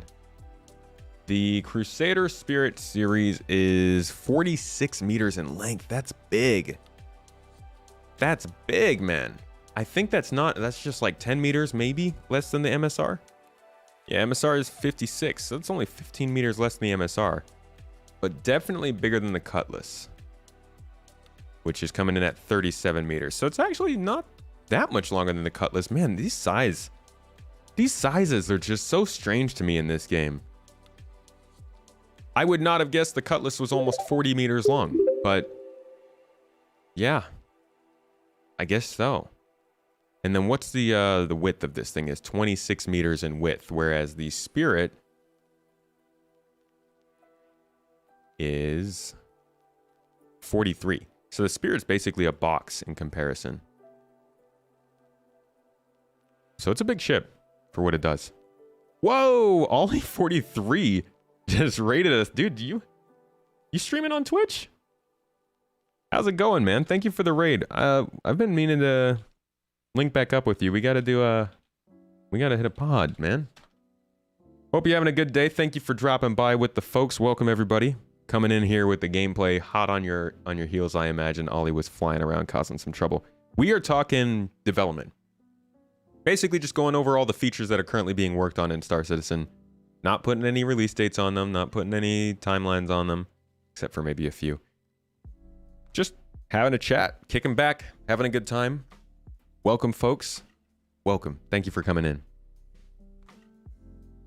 Question asked in the Q&A and they said there wasn't any room. Really? The wings are huge, man. Just give me a little crawl space. I will literally crawl out of a tunnel and flop onto my belly beneath the Spirit series. Just give me another way to get out. More advertising with women in dresses. Wish players could have seen one in game. Not just that. Women in dresses, women with long hair. All kinds of ads that were just like, please, Gib.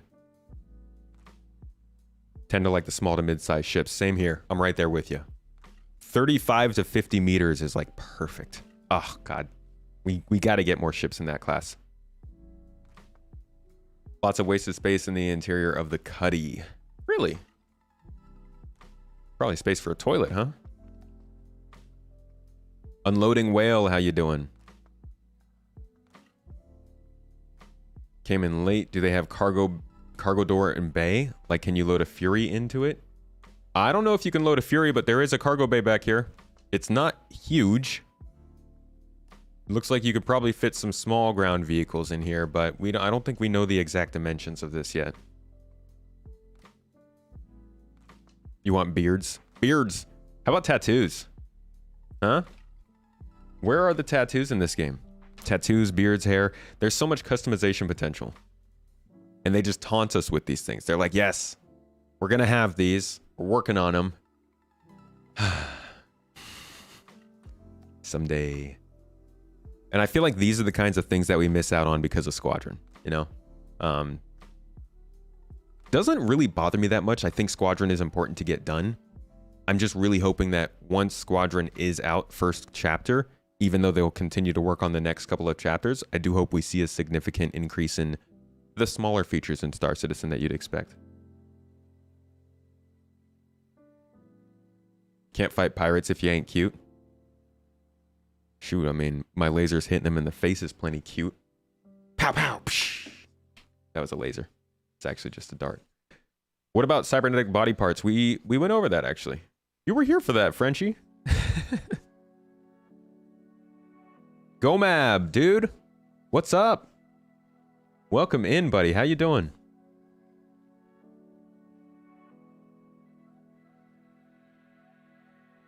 They never mentioned the E1 in the reports. They don't. They don't. They only mentioned it in Star Citizen December? I think it was the November-December report. Oh, is it Pew Pew? It is Pew Pew. You're right. You're right, Whale. Nope. Was it the November report? No. November report would have been too early. Maybe it was the January report. Outside having a smoke. Yeah, we were looking at the cybernetics, talking about that with the actor status T2 system they're bringing in. What?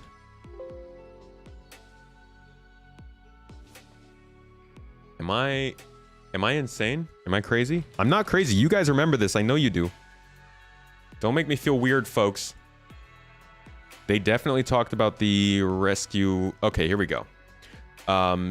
So they began work. The art team began work on the Crusader series in November and December, and they actually started with the VIP variant, they call it, not the E1. The biggest challenge has been ensuring that the escape raft on the VIP variant is fully functional at this early stage so we can avoid extra work in the future.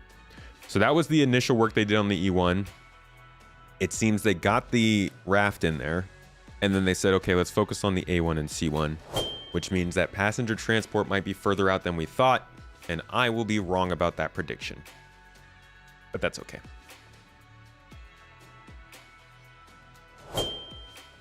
Don't know if you can get into single player games anymore. Are they just not diverse enough for you anymore? Doing good, working like crazy, Gomab. Good to hear, man. You still getting to follow Star Citizen pretty closely? Hello, Yuri. Hello, France. The bread and the wine. I like it. Very French. Now that CIG has improved their AI pathing, do you think the Cuddy Red should be smaller again? It does not need the space around the med beds anymore, and smaller equals harder to hit. I think it's going to be too much work for them to make the Cutlass a literal different ship than the other ones. I think maybe they can make better use of the space, but I don't think they'll change the size of the actual ship since it has counterparts. Playing as a cyborg and getting hit by an EMP would be bad. Honestly, being hit by an EMP in this game is going to suck no matter what, too. All right, moving on, we got Cutting T2, which is... I ought to make a video about this feature. Cutting is so weird. The task itself reads, all back-end tech tasks related to updating the cutting feature for the multi-tool that will be used in future location and mission updates. The continued development of the existing multi-tool technology will allow players to cut through specific objects. This will primarily include the ability to freeform cut on specific surfaces. We're going to head back to the video we pulled up earlier. The Squadron 42 vertical slice. Because there are several examples of this technology in the game. In fact, you can already use the cutter. This is why it's Cutting T2. The cutter is technically in the game, and it was literally used for what, one mission, guys, was it? That one satellite mission, you got to use it that one time.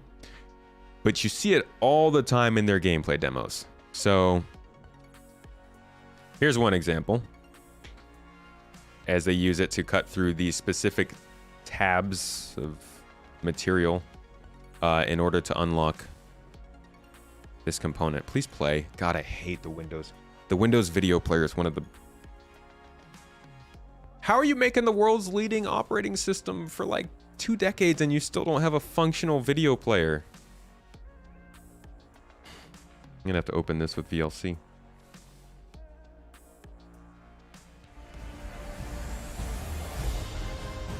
All right, let's try it like this.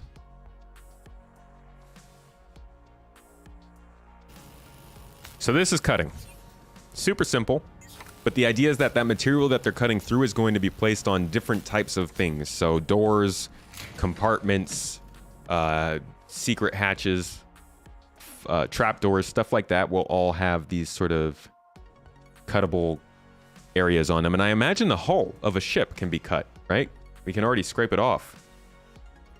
Now let me see if I can find inside Star Citizen. Here we go, Life in the Verse. Here is another example of the cutting technology. This in a situation where they need to cut into a secret hatch.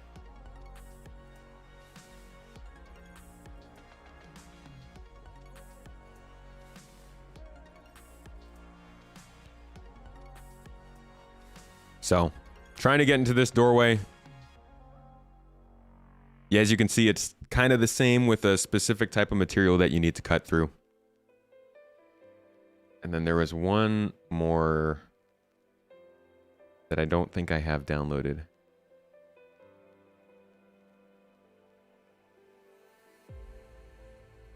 Star Citizen...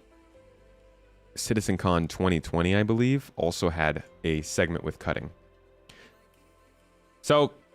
this is a thing. They've been working on it for a while. It's supposed to work with the multi-tool. I believe there is also an actual cutting tool. I don't know if we have any shots of it. I think there might be one quick shot of it.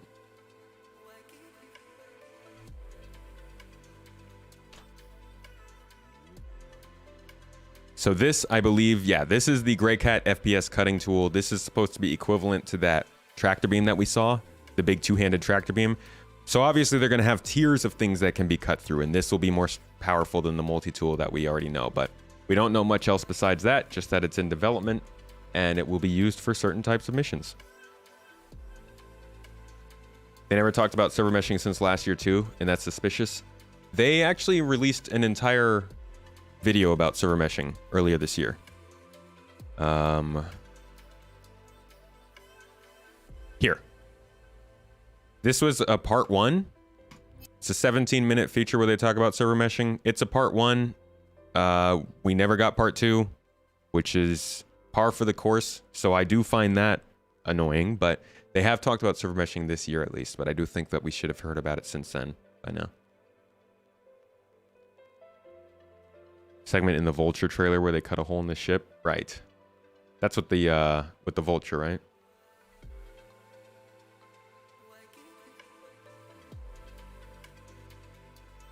SCL has been canceled due to technical difficulties. Interesting.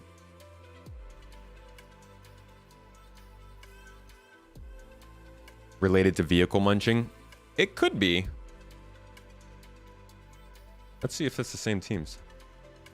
Cutting tier 2 is the weapons features team and graphics team. Hole munching is the VFX and EUPU team. So they might work in conjunction in some way. You have to cut things in order to munch them. Interesting that the same teams wouldn't be involved though.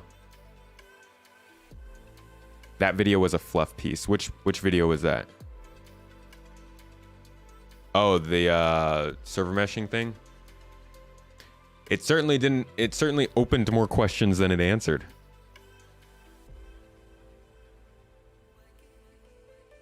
Okay, moving down. Disarray ammunition. We've actually got a lot of ammunition types, so I'll cover these all at the same time. Ammunition. We've got disarray ammunition, flak ammunition, incendiary ammunition, and plasma ammunition. Going from bottom to top, disarray is new charged ballistic projectiles that emit electromagnetic pulses, helping to not only damage the target but also disrupt power systems. Pretty cool. I don't know, I guess that's kind of E-War kind of ammo. This new damage type, this is flak ammunition, type triggers on proximity or expiration, causing a concentrated burst of shrapnel to damage targets in an area. Reminds me of the C588 cannons. Love those things. Astropub predicted yesterday that SCL Live would be canceled. Yeah, I don't think they even named... They didn't name anything, any details about it for this week in Star Citizen, right? Hand on the money. Lord Stradamus, he is. And then we got plasma ammunition. Oh, sorry. Incendiary ammunition is a new ballistic projectile that burns on impact, causing the target to take damage over time and potentially causing items in the environment to catch fire. We all know how... I've never been more excited for fire in a game than this and Far Cry 2. Is it Far Cry 2? Yeah, Far Cry 2. Just like, which I guess makes sense because that was the Crytek engine. This feels like the next step of that. Because we don't get super good fire propagation in games, and they are really letting loose with it in this one. After that, though, is plasma ammunition. Further work on the damage type will cause damage over time to actors, vehicles, and ships. Larger weapons of this type will also leave behind a hazard, causing further damage to anything in close proximity to it. So you're getting like plasma pools on the ground when you shoot. Reminds me of some of the stuff they would talk about in the Halo books. Not the game, but the books had a lot of that kind of plasma residue that would damage stuff. This will fulfill the original vision we had for the plasma weapons we already have in game and those we have planned for the future. Also goes to differentiate between plasma and laser weapons in the game. I think the Karna rifle is considered a plasma rifle. whereas the Demico is considered a laser weapon, so those will work more differently after this. But all of this is stuff related to a video they did a long time ago. In CitizenCon. This one. Armor archetypes. In this video, they go a ton into the detail of how armor will work, how it will be categorized, how you will need to use certain types of armor for certain things. There will be combat type armor. There will be utilitarian type armor. There will be weighted effects of armor. So like if your head is uncovered, it would be different to your coldness level than if your legs were uncovered, and vice versa. They talked about how obviously wearing different types or like different levels of armor will change your protection from the elements and obviously from these effects that they've been talking about. There's a lot here, but I got you covered. You don't actually have to go through all that. If you go to YouTube and type in Space Tomato armor,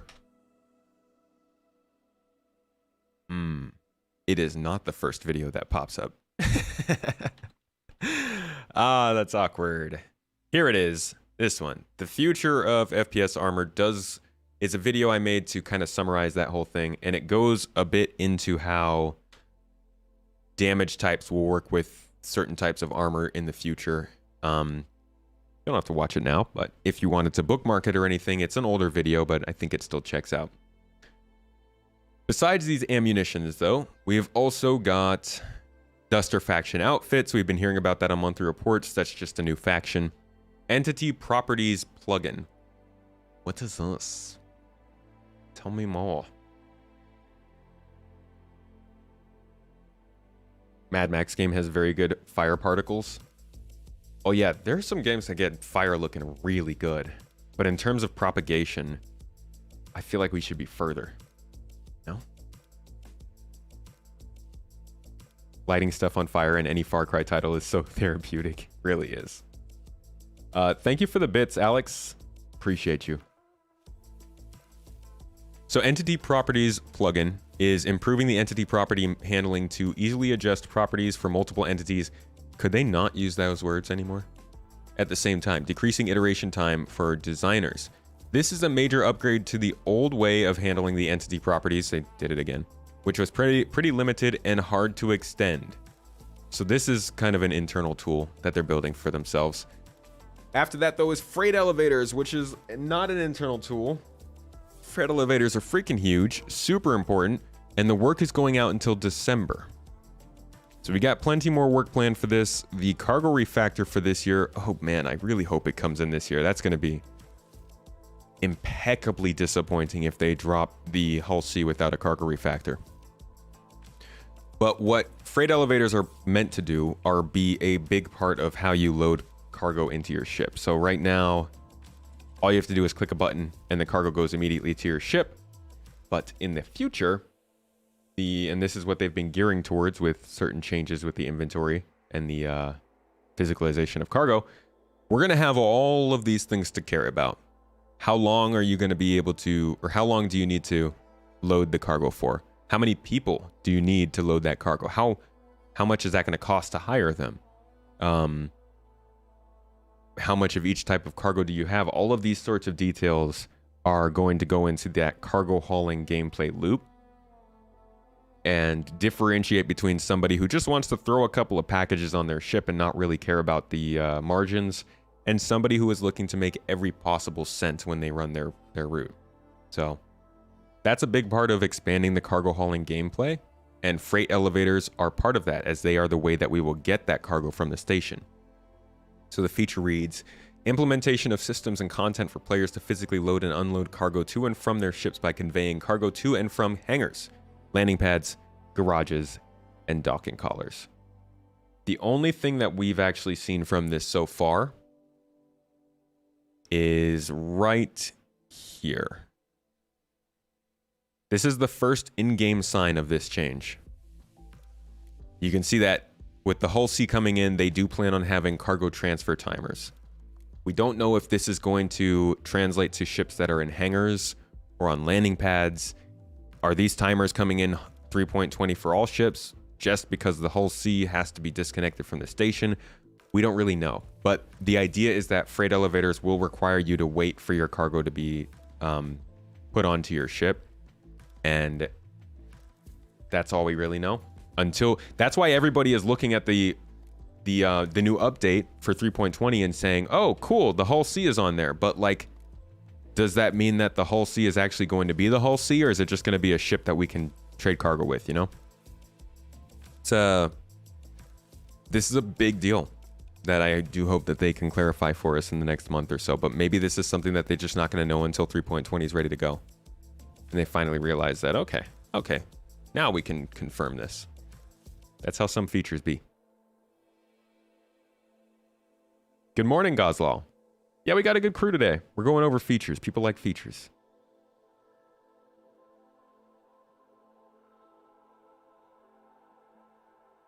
They need to put incentive to make people grind. Personal apartments are good, and I'm thinking server or world event, like a war effort versus the Van Duel, that are still present in the SC time. Yeah, there'll need to be a lot of incentives to gain money, money sinks and stuff like that. Always have so much video info and videos on video. Do you have just a backlog with timestamps? Yeah.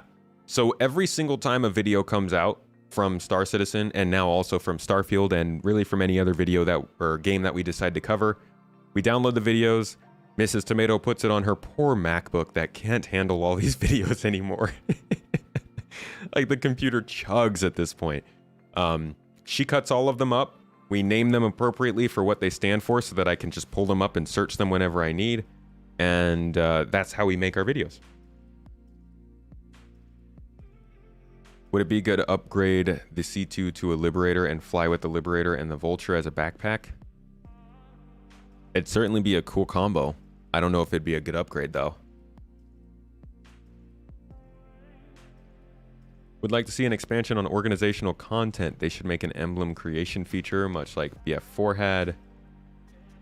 Members can choose to rep the emblem or not on their ships. Would be cool. I'm all for that.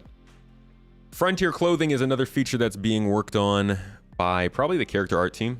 Let's see. Character art team is on that. Looks like it's also the character tech art team, narrative team, and the SC character art team. They're finishing up on that. We've been reading about it on the monthly reports quite a bit, and we do have some footage on what those styles are going to look like. I really like them. These are some, I mean, obviously because they look more clothing-like than armor-like, I think these will probably be more interesting to a lot of players because we've been very much lacking in this kind of stuff to wear in the game.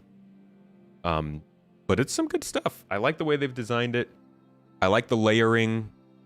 I like knowing that these are like, whenever this gets translated to in-game, these will be usable spots. This isn't just art for the sake of art. This is like art because you'll be able to put your stuff in here. So I look forward to seeing what they actually pull out for the Frontier stuff when we get to in-engine.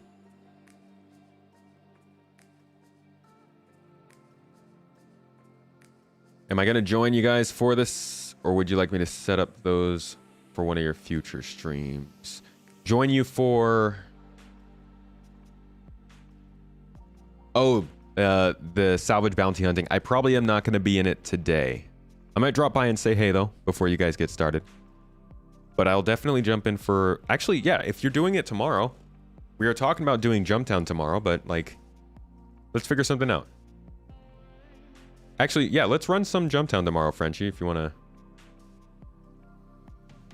to join me on that tomorrow stream. Okay. Headhunter's faction outfit is just another faction. I don't have anything for them. The Hex tool is the feature set to enable player relations and developers to view and manipulate real-time data from all microservices in the mesh. This is actually a pretty cool tool. Hex is what's used to drive Quantum, I believe. Pretty sure that's how it works. Quantum runs on Hex. Quasar... God, if I remember. But you can actually look at a lot of pretty cool stuff through Hex. The flow of AI throughout the game, throughout the system, the measurements of supply and demand of certain types of components and commodities, the flow chain of how things are flowing to each economic node. So this is actually a really cool and important page because we talk a lot about locations and supply and demand and where everything goes or comes from. And you can see here that we don't have a lot of this stuff. We don't have a Crusader refinery, an R-Corp refinery, a Delamar refinery, a Daymar refinery. We don't have factories where all this stuff goes to. And I guess we do have mines. But like, you can definitely see that there's a lot of stuff that's supposed to be involved in the economic chain that defines how the economy flows in Star Citizen that's simply not there. You heard that Hex is pretty grim. Oh, is it not good to use? That would suck, because it does look quite good. I think I've actually got a better look at it here too. With this one.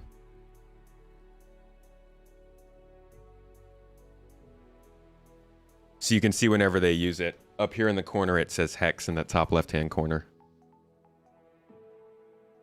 So it's kind of the interface, I believe, that they use internally to adjust all this stuff. But you can see that they're like looking at where active players are in the game. I don't know if this was actually looking at active players at that time. It feels like it might not have been, but shows, like I said, supply and demand of certain things, economic nodes in certain places. Oh. Grim Hex, right? Jeez, I'm just really slow today, aren't I? That's like the second obvious joke I've mixed. Fire is spelling it out for me. Come on, tomato. It's grim.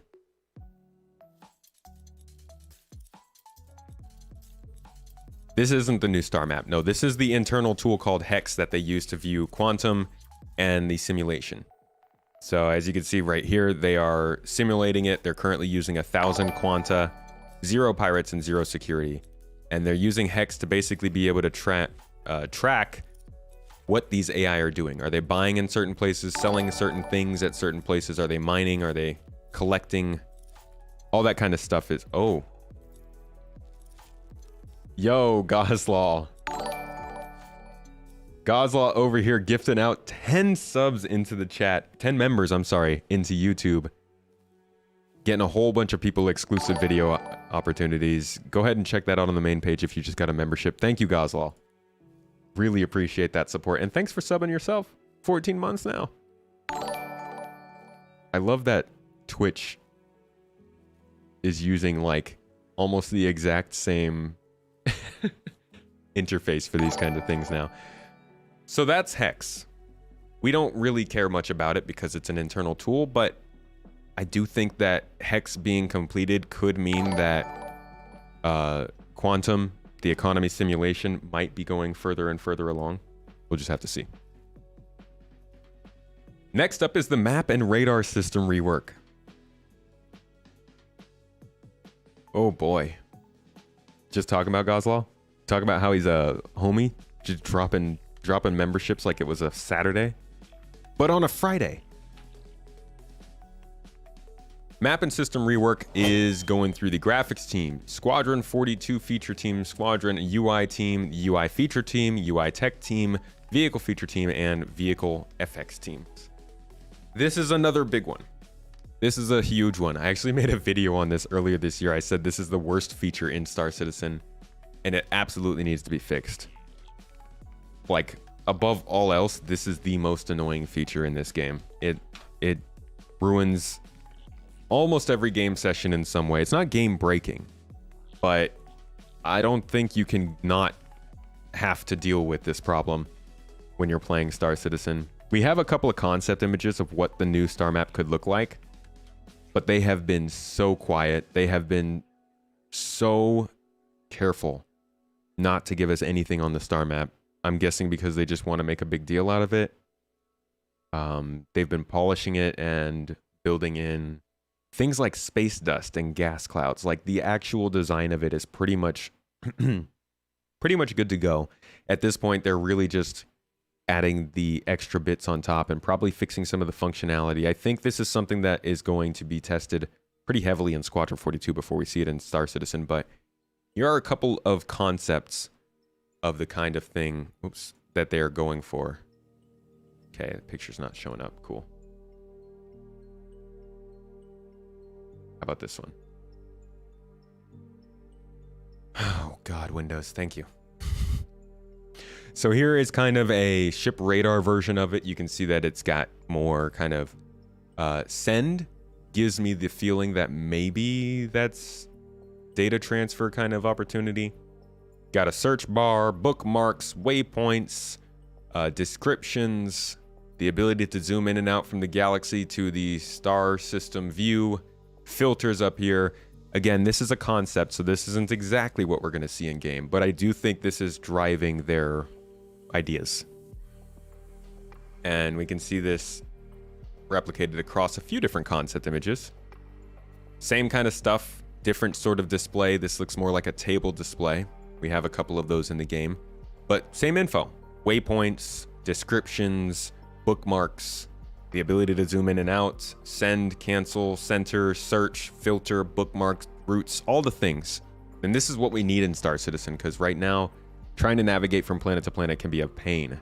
And of course, after we go from the star system and we start to get out to Pyro, maybe Nyx, Odin, Terra, more star systems start to come in, they will have to create this version of the star map, which shows us jump paths, jump tunnels based on their size and what systems they connect to. So here's Odin, which is one in the game.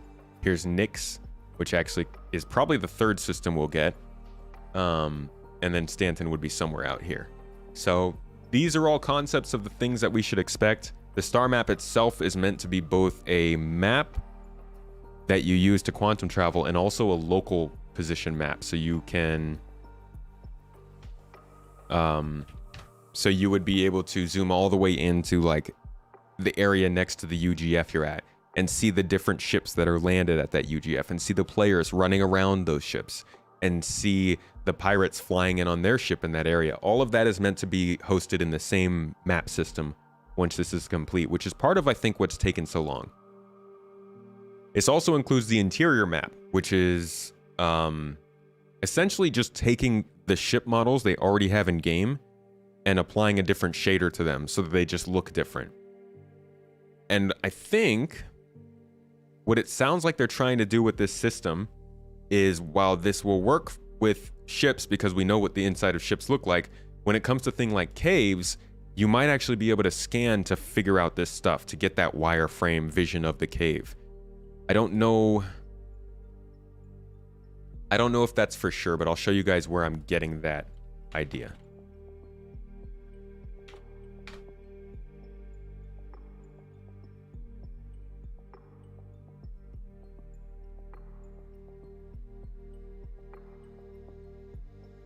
I just think we haven't seen pictures because they're trying to hype it up. So in the recent monthly report, they say, where is it? Nope. Mapping, damage maps, height maps, mini map. Here we go. So they say, the UI tech team continued improving their tools, including making performance fixes and improvements to the debugging of complex UI screens. They also continued work on the new interior and mini-map feature. This is initially for Squadron 42, but will be eventually added to the PU, making navigating caves and landing zones much smoother experience. Now, landing zones, obviously, we're going to know what they look like, but caves? We don't know what caves look like. So I'm wondering if this is the kind of thing where you're going to have to FPS scan a cave, get its layout, and that may end up being some of the data that we then are able to sell or transfer or transport. This could kind of be a subtle way of starting to hint at the value of data.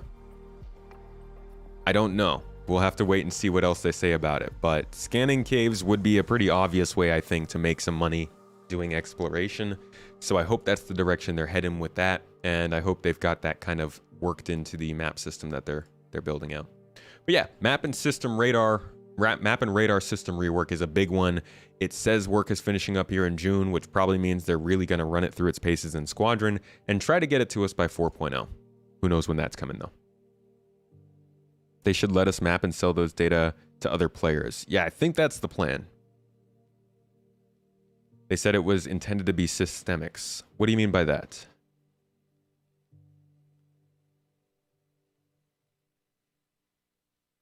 Don't think they're referring to the current bounty caves. They might be. But again, we're not supposed to know what the layout of those caves are, right? Until somebody scans it. It would be weird to just show up at a random cave in the wild and the minimap just pops up for you. I guess it's not weird in most games.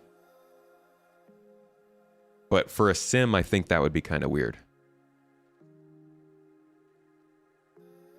Okay, MFD rework is another big UI-focused push they're making. Y'all know the MFDs. They could be kind of frustrating. They don't save their layouts.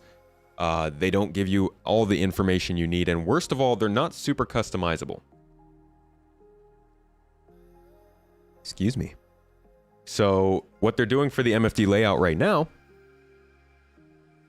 is they have, for starters, as you can see up at the top of the screen here, they've created the ability for you to save MFD screens to your helmet HUD.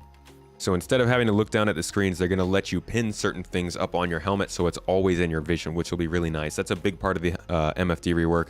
But also just the design of these, obviously is meant to look a lot cleaner and give you more information at a glance. This is, I think, what they're aiming for with Aegis, the kind of blue and red layout, but this is also an old concept. This is a previs from 2020, so it might be different from this, but it, again, gives you an idea of the direction that they're going in. Looks a lot better than what we currently have.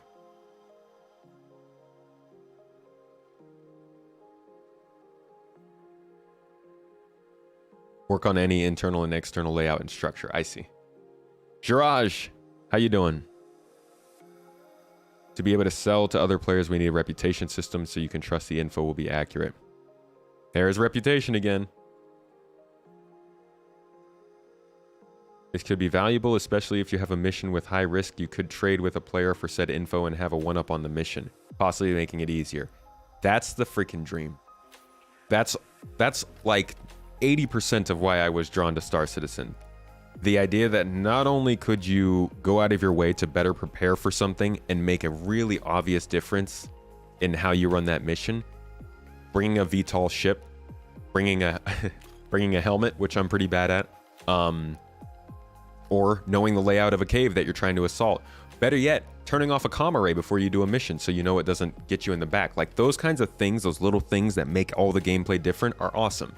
And then you throw in the possibility that those things could depend on other players that you maybe send off on the mission to do while you're out getting groceries, and then you get back and they give you the data, and then you run the mission with them and you get paid out, and it just works. You can't do that in a lot of games, you know? MMOs, I think, I didn't care about MMOs until I found Star Citizen, but I feel like that's got to be one of the best parts of the MMO design philosophy. Fog of War style. Cave could expand as you explore it. Yeah. Posted on a Discord channel pictures of the video call in the MFDs from 5 years ago. The video call.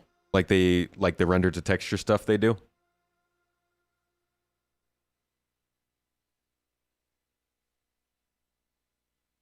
Oh yeah, they did show off the let's see. I think I have the Drake HUDs that they were working on as well. I don't know if they show the MFDs really. I guess, yeah, they kind of do. I love that radar. But you can tell that this is obviously a different vibe from what they showed with Aegis. With how Aegis is very curvy and fluid, this is a lot more retro kind of looking. But I love these. I love the design of the Drake ones, and I think they scrapped it. But again, it's probably telling the direction they'll go in.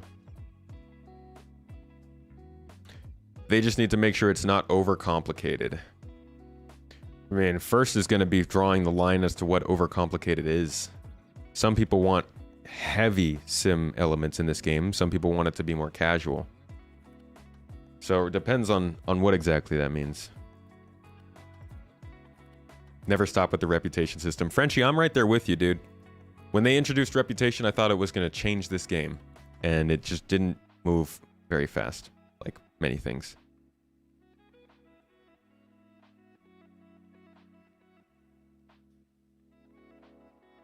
Way too much screen clutter. I see. In terms of the MFDs.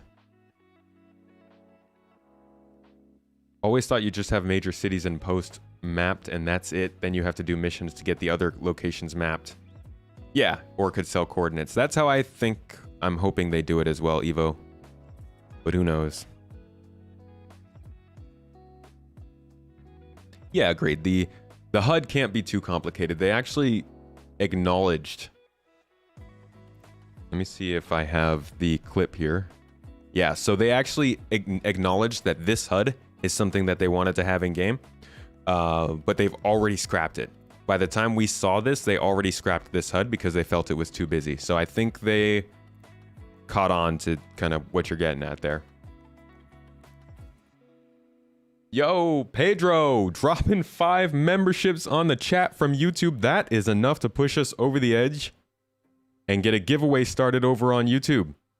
Mrs. Tomato, if you could do us the honors of getting Nightbot to start tracking everybody's activity on YouTube chat, we will be giving away something new. Some new little item. So those of you on YouTube, if you're over there, get active in chat if you want to get into the running for this giveaway. It'll be something in the game, whether it's a ship skin or a exclusive weapon or a helmet or a set of armor or something. As long as you're active in YouTube chat, you will be able to get a chance to win it. A sock? Maybe. We're always looking for folks who want our socks. Oh yeah, they had people talking to you through the MFD screen, that's right. It's because reputation doesn't impact anything, it's just a gating system for mission progress. It doesn't affect what items you can get. Yeah, it doesn't do anything at this point. It's very annoying. God of Chaos. You're not at the end of the stream, you're good. Welcome. Hey, somebody used the socks command. Check out the socks, they're good stuff. They're custom made.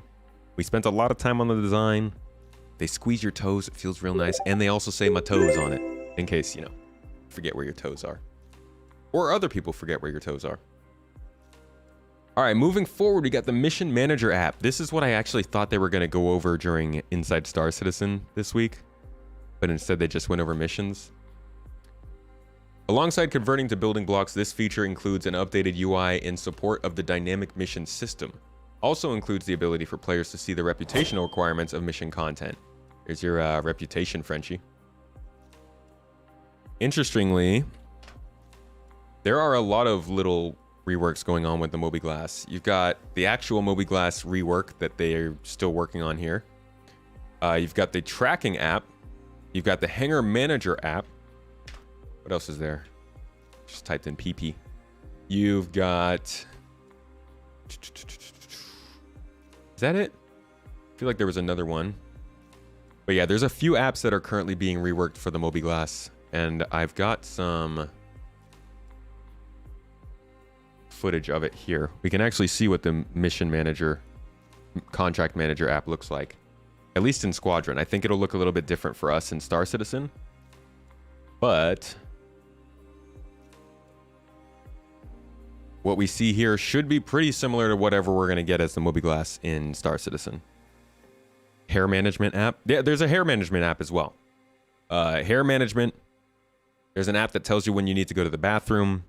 There's an app that lets you know when your milk has expired in the fridge. Because God, oh God, what a difficult thing to keep track of. Yeah, they got a lot of apps planned. It's kind of the old Apple mantra, you know. There's an app for that. It's Star Citizen. There's a roadmap for that. At this rate, we are here for another 10 years. Ace, we are. 100% we're here for another 10 years. We're here for another 20 years. I think we're going to be watching this game for multiple decades if it can reach what it's trying to do. But yeah, this game is still pretty far out. Like we're not going to be playing Star Citizen in its entirety in the 20s. I don't think. That doesn't mean that we won't be playing a fun game. I just don't think it's going to have every feature that they've ever talked about in the game in that time. I think, yeah, give it 5 years, and we're going to be playing something pretty freaking cool, pretty good.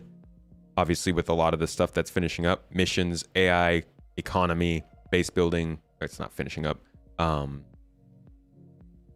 But a lot of these sorts of things will be functional within that time period. I just don't think that we'll be getting a release or a full game for a long time.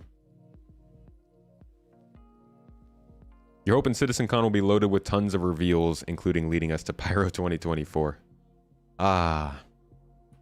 Pyro, enter next year. So yeah, this is the communications app, and I believe here they switched to the new contract manager. You can see dental hygiene app for all your filling needs. Moby needs mobile games for long QT jumps or sim pods. If we could get sim pods in our ships, that'd be great. So here's the contract manager. You get progress, briefings, after action reports. This feels very Squadron focused up here, but targets, area of operation, a summary of the mission, logistics and support would be great to give you kind of an idea of what you might need to bring. Your contacts for the mission are key. And then obviously things like waypoints, and when you get back to the main menu, being able to have those objectives pulled up right here and interactable. All those things are going to lead into the contract manager being a more useful service for us, I think. I'm not going to say this year. Who knows? What are the most common toddlers falling directions when learning to walk? Backwards? Toddler loves a butt landing. You'll be an old man and pledge for the 2890 jump. That's a big ship. Yamix is being unrealistic. Yamix? When did how Yamix come up? Oh, you mean from the podcast? Oh, from the video. Right. No, yeah. Because Yamix is in the beginning of that video. They can't reasonably make the game more stable until they get all the major features incorporated, because every update will break things. I agree. But I agree with what he's saying. That, like, if the game was made... Like, let's say they took everything that we have in the game right now and made it perfect, it'd be a good game. It would still be missing some pretty important things. Reputation, obviously, as Frenchie was going to mention, being a big one. And, like, other things that we can see. Because people were saying this a year ago, right? Oh, they should just fix everything and make sure it all works, and then we're good. But in 3.20, we're getting the ability to defend our ships. Imagine if this game launched without the ability to defend our ships. Or we can't even transfer items to each other. They could fix everything in the game and it'd be a good game, but it would be so broken from what we're expecting with Star Citizen. And that's why it's like, you can do one of two things. You can complain that it's taking so long, because it is taking a long time. I complain about it all the time to my wife. And then just accept that it's taking a long time and it takes them a long time to make something like this. Or you could be angry at it and keep bringing up how long it takes. I don't have anything against people who do both of those things. I think it's reasonable that people are frustrated with how long it's taken, but it's kind of just like the fact of the matter that in order to get the super detailed, crazy game that we want with a bunch of scale and the ability to find all these people and do all these things, we have to wait this time. And yeah, a lot of that could be because they just messed up at certain points in working this game. A lot of that could be because game development is hard. A lot of it doesn't really matter because we're in a vacuum. There's no other game that's trying to do this right now. So that's it. Pick the gift and then you'll draw the winner. All right, let's get our gift for YouTube. Thank you everybody for being active over there, and thanks to all of those getting the members in here. Let's get a good shake going. Thank you for all those who got us to our member goal for the day. We really appreciate it. Today, our winner is getting Banu t-shirts. 1 pack, 3 t-shirts. You get some in-game clothes. That's not bad. That's not bad. I'd take some t-shirts. I mean, it's not like it's gonna, you can't go kill any bounties with it, but you can wear it And someday, somewhere out there, when you're running around with those noobs with all your friends who waited to get into the game, they're going to be like, wow, how'd you get that Banu shirt? And you're going to be like, it was the Tomat. All right. So now Mrs. Tomato can pull the winner for whoever was active in YouTube chat. Thanks again, guys, for pushing us past that goal. Love cool human clothing. Yes, human clothes. Can't kill bounties with it, but can kill it on the catwalk. Ferrister, dude. I love it. I love the take. And it looks like our winner was Seabush. Seabush, K-Bush, Kabosh. Congratulations to you. Thank you for being active in the chat, being here with us, hanging out. Hope you enjoy those shirts. All you have to do is send a message to Mrs. Tomato. You can hop onto our Discord server. I don't know if YouTube has a messaging option. Hop onto the Discord, though, and send a message to Mrs. Tomato and let us know what your RSI email is. We'll send those straight into your account. Thanks for being active, though. We will tag you a couple times just to make sure you're here, but if you don't claim them, we'll have to repull.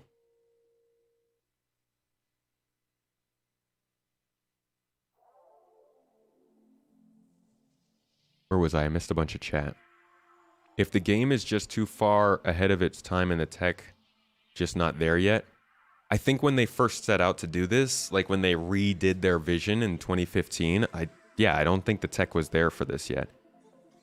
I mean, if AAA studios are only just starting to do this stuff with the planets and the travel methods and stuff,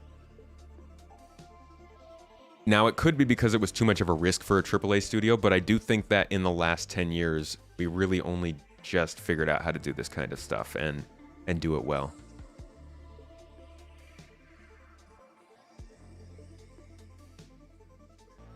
Keep the bot running in case we have to redraw. Cool. Still looking out for you, Seabush, but we will redraw in a little bit if you happen to hop on out of here. You're too sexy for your shirt, Taryn? Too sexy for your shirt on the catwalk? Too sexy for your Banu t-shirt? Well, that depends, man. Is there pizza out there? Darren McLean and the pizza. All right. MobyGlass rework. We kind of went over that. It's just reworking the MobyGlass system. All the apps we have are going to have to get reworked with it, and hopefully they update some of the, or give us some of the other ones along with that. Oh, don't worry. We've shackled the bot. Can't do anything crazy anymore. Okay. New missions. Oh, no, I'm sorry. New interdiction scenarios. How many? No freaking way. Base Citizen the Generous. Popping off with another 5. And Medras Gate, I'm sorry I missed you, buddy. Oh, thank you for the Prime sub over there on Twitch, man. Seriously, I appreciate that. And Badass Gamer 420. Light it up. Thank you for the 300 bits. You guys are awesome. I really appreciate the support, guys. That gets us onto our... We passed 2 goals. We're giving away 2 things today. Let's go. Let's get the Nightbot started for Twitch. And we can draw a winner for another random item. Love y'all. Thanks for getting these Feds giveaways going. Chat it up, folks, over on Twitch. If you are active in chat on Twitch, you will be automatically entered into this giveaway. You have to do nothing more than just saying something. I'm sure plenty of people are now going to say literally something.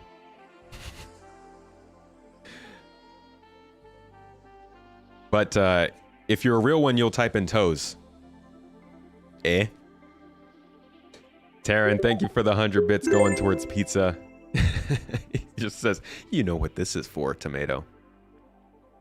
Y'all are awesome. Thank you. There it is. There's this, yeah. The army of somethings in toes. Something toes. First time chatters also get entered. Feel free to drop in with your first time toes if you'd like. Inducting you into the chat, into the community, and understanding that we don't have anything for or against toes, okay? It's just the end of the word tomatoes. Just so you know. Nobody needs to get weird. So new interdiction scenarios are adding new variations and difficulty levels of interdiction scenarios that players will come across while quantum traveling. Can we get a show of hands in the chat? How many people here have been interdicted? They used to happen a ton. They first put interdictions in back in like 3.4, 5, or 6 or something. And they eventually had to tune them back because everybody was getting interdicted constantly. Do I prefer Twitch or YouTube for subs? YouTube is the better option for sure. And if you're not platform agnostic, Patreon is ultimately the best place to go. But yeah, YouTube is better than Twitch for sure. We're actually kind of trying to turn down from Twitch a little bit. Twice last night. Wow. Only by AI. First time something and toes. Nice lead train. You were last interdicted like 2 years ago. Okay, see, that's me too. I think I've been interdicted maybe 2 times in the last few years. Every day you mine, you get interdicted at least once. So this could be something that's already kind of happening. It sounds like people are getting interdicted in certain places. Is there anywhere in particular you guys are noticing it happening? Only once so far. Once or twice a play session. Wow. Very rare for you, a few times for you. That's wild. There's a lot of variation.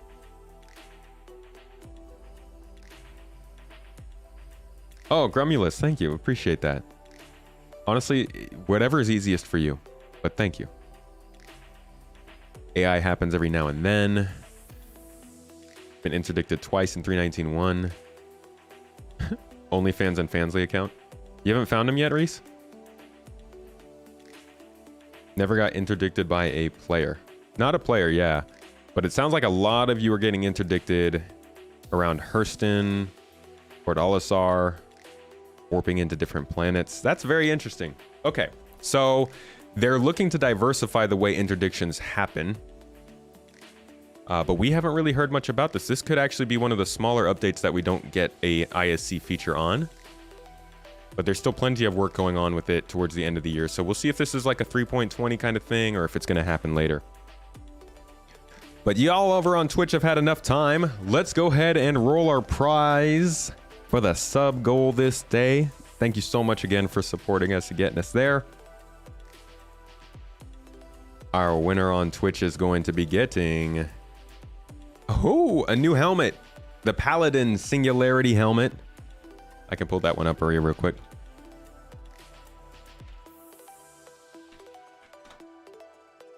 Our Twitch winner just won themselves this bad boy helmet. A little bit of a Mandalorian vibe. Congratulations. I hope you like helmets because now you've got a permanent one. So you have no excuse. None whatsoever for going outside and doing the death thing. That's me. That's my thing. All right. Don't steal it from me. I die from no helmets. But congratulations to whoever our winner is. Base Citizen. What? Literally the person who started the giveaway. That's actually, that works out quite well. Congratulations to Base Citizen. You deserve it. Thank you so much for getting us going on that giveaway. Appreciate you guys. 2 giveaways in one day. What is that? Amazing. If you could send a message to Mrs. Tomato on Twitch, Base Citizen, we will get you your winnings by the end of the day. Thank you. I hope you enjoy the helmet. Rigged giveaway. Rigged. Okay, new missions. We have a lot of new missions. We just had an Inside Star Citizen about this, so if you haven't seen it, I posted a reaction to it on the second channel, but I would check out the episode either way, whether you want to hear me talk over it or not. We're getting a data heist mission type, which is implementing... Actually, you know what? Why don't we just watch? Let's check out the segments of this where they talk about it. This is actually a pretty cool one too. Different types of brands, right? Crusader Industries is so this isn't necessarily a data heist. This is more of a loot heist, but I think it's kind of the same idea. Into different companies, and different companies have different items. The coolest part about this is what he was just saying there, is that you're gonna go and try and take over a barge, and it is completely open to everybody. So you got PvP going on, you got PvE going on. Each of the crates have different types of loot in it, so you're gonna go and scramble between each one, trying to find data pads and open them up and see what's there. It reminds me of the events that happen in DayZ and Rust, like the random events where everybody scrambles to go get loot and you have to fight each other off to get it. This is that. It feels like our version of that, and I'm really excited to see how it goes. To open various containers using different kinds of ID codes found in the environment. Basically, you unlock several cargo containers belonging to different companies, and different companies have different items in there. So hopefully, players will learn which containers might contain what types of materials based on the brands, right? Crusader Industries is transporting completely different types of loot than maybe, say, ArcCorp is. The cargo containers open all in different rooms around that location. You're fighting over every single box, trying to hold down like a room. There's no way you can hold down the entire thing unless you hold all the entrances. The location is so like so much of a maze. You'll have people stumbling in and out of it, and lots of people wondering, you know, oh, is this person here to steal a box, or is he just trying to get through to the next room? What we really wanted to achieve with this is give the players complete freedom of which side to take. It looks like it's interior, so even if somebody bombs the platform, I don't think it's going to kill the people who are inside. You don't take a contract from Crusader asking for help, or from Ninetales wanting you to help them to take something. In future, when we have reputation-based hostility and you can make friends with these guys, they will be your cover. So I can see plenty of exciting PvP action that's going to come from this mission. So it's a cool mission, and like I said in chat, it is basically, it's another version of kind of what they did with Ghost Hollow, what they did with Korea, what they did with Jumptown. But clearly there is a trend here of open-ended missions that are, these feel like dynamic events. I don't know if this one is going to be like triggered, but Korea is a dynamic event. The Ghost Hollow mission is basically a dynamic event. And they're building up their repertoire of these because eventually they're going to be able to use these as modules, whether that means first you have to complete a mission for a mission giver, go steal something for them, bring it back to them, and then it activates this module where they now want you to go and get like a specific type of thing. Or maybe you're supposed to break somebody out of prison, and then when you break them out, they tell you that they need to go get their stuff back that got stolen, and that triggers this kind of module. The best way to look at all these missions, including these ones that we're about to look at here, is these are modules that can be added onto mission chains rather than just missions that are standalone at all times. We don't know when they're going to start to modularize them and combine them, but it's good to remember that as they build these out, they're meant to be combined with other things, and that might be the winning feature of these missions, because as of right now, the missions themselves aren't that interesting. You've also got package extraction, which we saw here. I believe these are, you go into an underground facility and you're getting just to spawn. Yeah, these are the retrieve consignment missions. So I believe these are the, yeah, these are the package extraction. No, I'm sorry. This is retrieve consignment, a new mission type where players are tasked with locating critical items and consignment lists, then safely extracting them. Basically, you go into a UGF, an underground facility. You find waves of AI that will approach and attack the player. I'll let him explain. Location. The AI coming out of it grow more difficult, like through light, heavy, medium armors. The unlawful version of this, you're actually acting as the Ninetales, say. So you go into a UGF that's run by securities, and you have to kill the bosses that come out and get the data pad off of those. I do a lot of bunker missions, so I'm excited to get some more variety in them. Unfortunately, like I play more on the lawful side of things, so if it's like a bunker mission where I have to kill like security guards, I'll be less inclined to do it. But if it's shoot Ninetales and steal their stuff, then yeah, I'm all for it. So that's the consignment retrieval missions. And then we've got a new salvage mission type that's also coming out. You see that here. This is basically It's an interesting premise. This is basically they're trying to give another reason in lore to scrape all of the hull off the outside. I do believe it's the whole hull. I don't think it's just the logos or anything. I think they're just kind of, saying that. And Shifty, I agree. I don't like that Ghost Hollow has been taken off the map for those missions. It's a bummer that they have to implement it that way, but hopefully once they start getting more locations, we'll get less of that with the 3.20 derelicts coming in. And the idea is that... Yeah, I also thought consignment missions would be different. I'm not super pleased with how they ended up coming out. Ninetales have committed a crime and want you to cover their tracks. We know security is going to investigate the crime scene, so you're being hired to scrap all the identifiable markings and paint, and you have a certain time limit. It's the first mission really to have fail timer. So if you don't take the skin off of a ship in time, the police will turn up, instantly clock it and say, this is Ninetales and you'll have failed your job.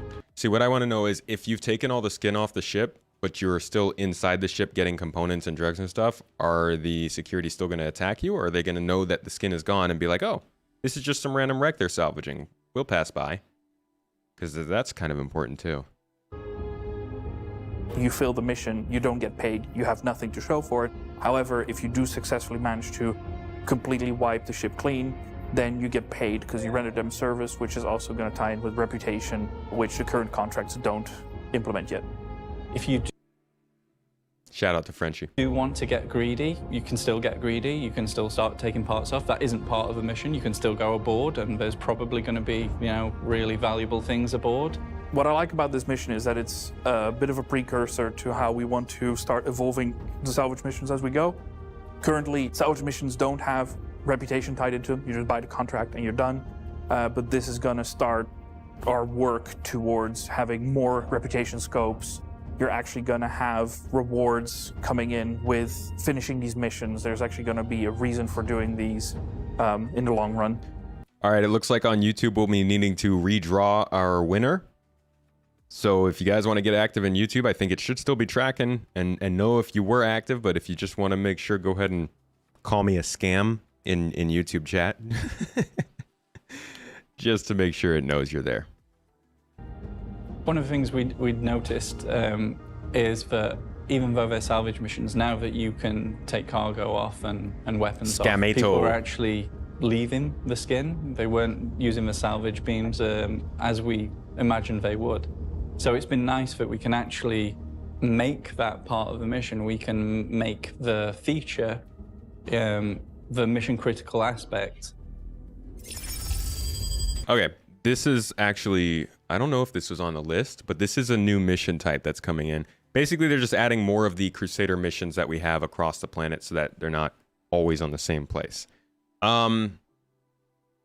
Yeah, I'm pretty disappointed, Melchior, at the fact that we didn't get cargo missions. The problem that I have with every single mission that they've introduced, every single one, salvage mission, Orison or Crusader platform missions, the package consignment missions, I guess the data heist missions, or the whatever you want to call them missions, the barge heist missions, every single one of these missions is combat based. I don't know about you guys, but I am so sick. I'm so tired of combat based missions. And I'm glad, but they didn't talk about mining resource rush missions. So yeah, the salvage missions have combat, but I'm guessing the mining ones don't. So that's at least nice. Yeah, the giveaway was the Banu shirts.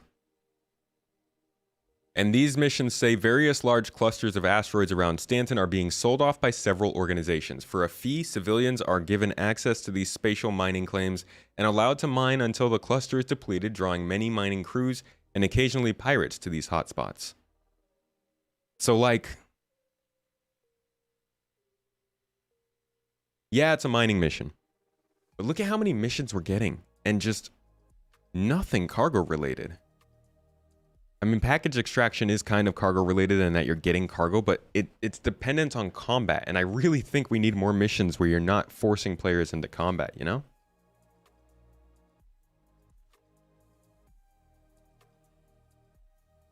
Redo the same mission logic for different places. My hope is that these aren't specific to places. The package extraction, I'm hoping, will just transfer right over to UGFs, transfer right over to the new outposts, maybe even to building interiors. And same goes for something like the package extraction and consignment stuff, or whatever one I didn't already say. But we don't, we don't know. They said that all these missions are going to be in modules, and I would definitely encourage folks to come check this out. This talk with the missions features team right here, this is a lot of good details on how these missions will work, but overall, like a lot of Star Citizen, the details are still a little fuzzy. Oh, Base Citizen stepped away. Hey mate, you won the giveaway. You got the giveaway going and then you won it. You won a new helmet. All you got to do is shoot a message over to Mrs. Tomato and we'll get that sent over to you when you have your info. Yeah, exploration missions would be nice. It'd be nice to hear a little bit about exploration missions now that we're looking at FPS scanning. Yeah, mate. You got the giveaway started and then you ended up winning it. I think it's pretty deserved. Sock sale data in browser bookmarks. Yeah, that's we like to keep an eye on that. Consider checking out our socks, folks. !socks will pull up the link for you. They're very good socks. Good for your toes. Okay, new player experience. We already know about that. Outposts, Homestead, Independent, and Outlaw Outposts. These are, oh my god, I never thought we would hear about these for so long. Not gonna lie.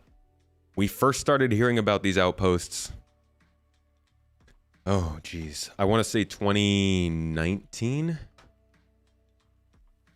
Correct me if I'm wrong. I might have the concept art that they gave us. But these are very, very long-term investment they've made. This is one of the longest items I've ever seen them work on. 141 weeks, and that's just on the progress tracker. Going all the way back to Q1 of 2021, but I'm pretty sure they showed it to us earlier than that. Let me pull up the concept art real quick that I have.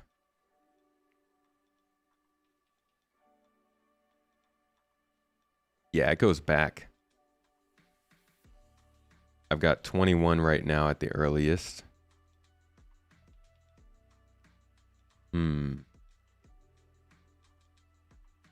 Yeah, I don't even have all of the videos. Why don't I have all the videos? Oh, you know what it is? It's colonialism. Yeah, that's what I need to look up. Here we go. So, oh, nope, not that. God, I hate Windows loading. Okay, so this is from August of 2020. This is when they first started to show us the 3D concepts and sketches that they were doing for these items. This is, like, guys, this is 3 years ago. They were working on these outposts, on assets, getting them prepared. Eventually, they moved into concept art. You started to get a better idea of what they were going to look like in the game, and they showed us a lot of really great images, a lot of cool stuff, and eventually we started to see it in actual engine, first in some trailers and stuff, but eventually we were seeing it in ISC. They were doing their own walkarounds. See, this is gray box stuff. We were seeing it in demos and playthroughs, and now we've got a really good idea of how these are looking in-game, and they look like towns. Full-on towns compared to what we've had before. These are not just outposts anymore. These feature a lot of buildings, landing areas, power systems, resource management, all kinds of stuff that's going to add, I guess, a location that kind of goes in between the underground facilities and the big cities. So these have been being worked on for a long time. Metaphysical, thank you so much for the member. That's right. Okay, so you're just usually on YouTube. Thank you for the support over there. Appreciate you. Love a bit of tomato time. Me too. Good salads. And they call these a small home for AI to live and shelter. They consist of a central hub and a few optional internal and external modules. They provide the basic necessities to support a small group of people for an indefinite amount of time. So clearly resource management will be included in that. And we can see that when we look at things like the little The power systems you can already see there. The solar panels that are powering things. There are battery systems. All kinds of stuff that they've done to make sure that these locations filter into the other game systems that I think will work their way into missions.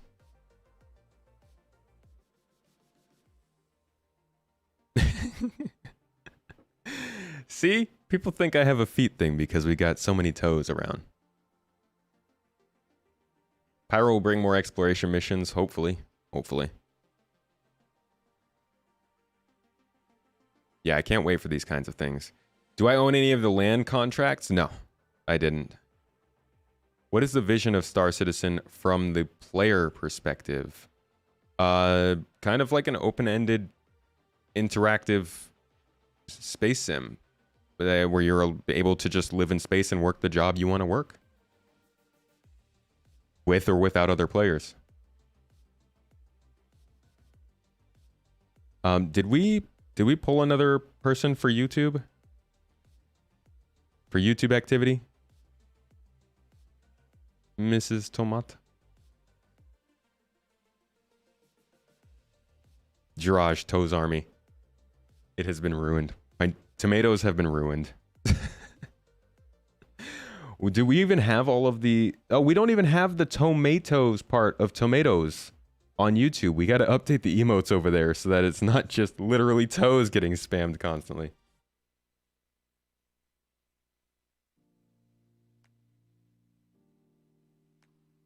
You guys are ridiculous.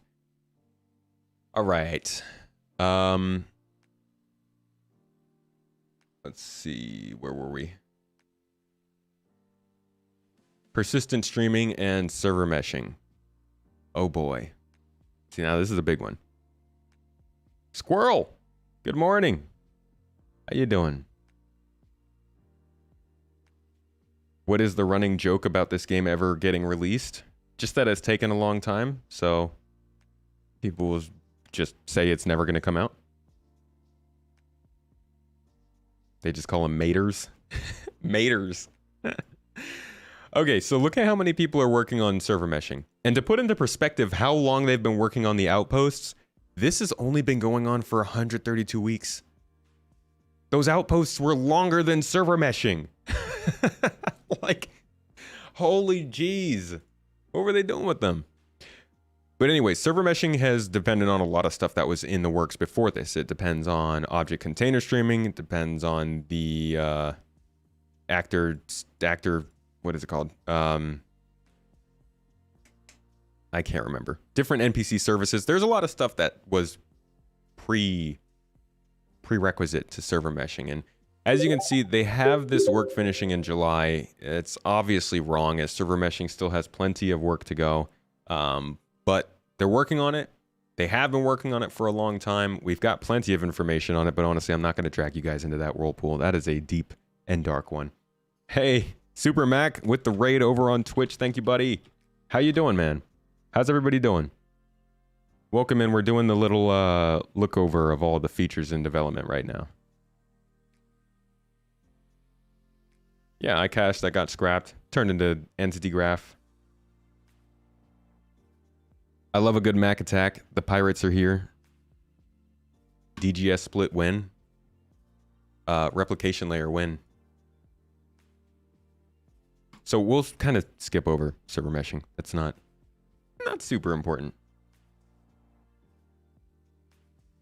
Trying to see if we pulled a winner on YouTube yet or not. Did we still need to re-pull our winner on YouTube for the giveaway?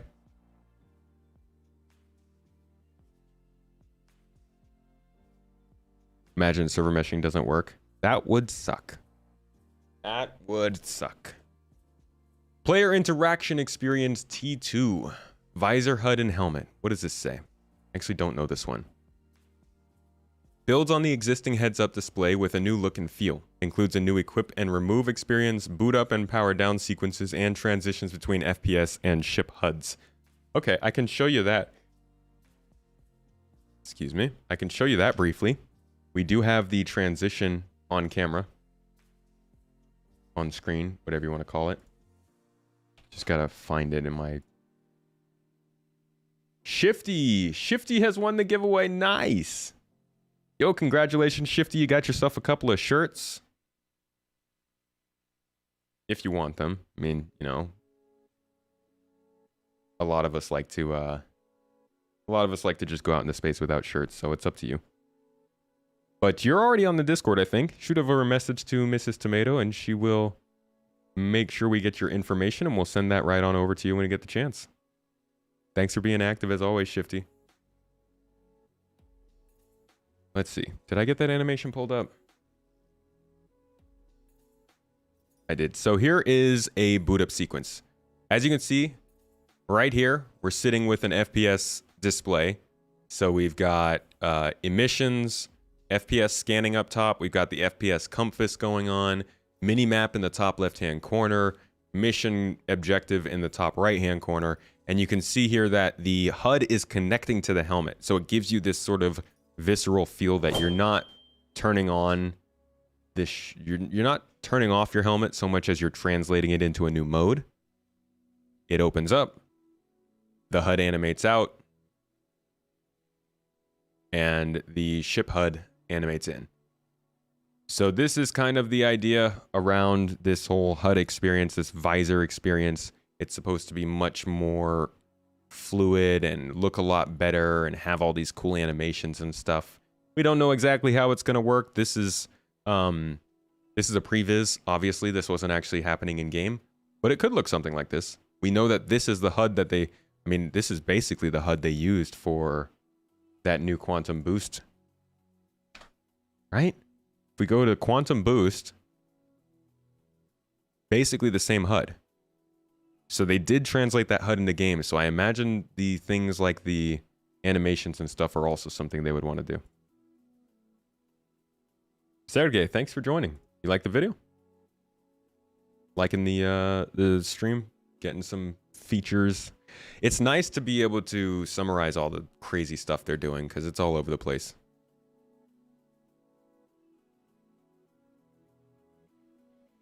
No Star Citizen live today.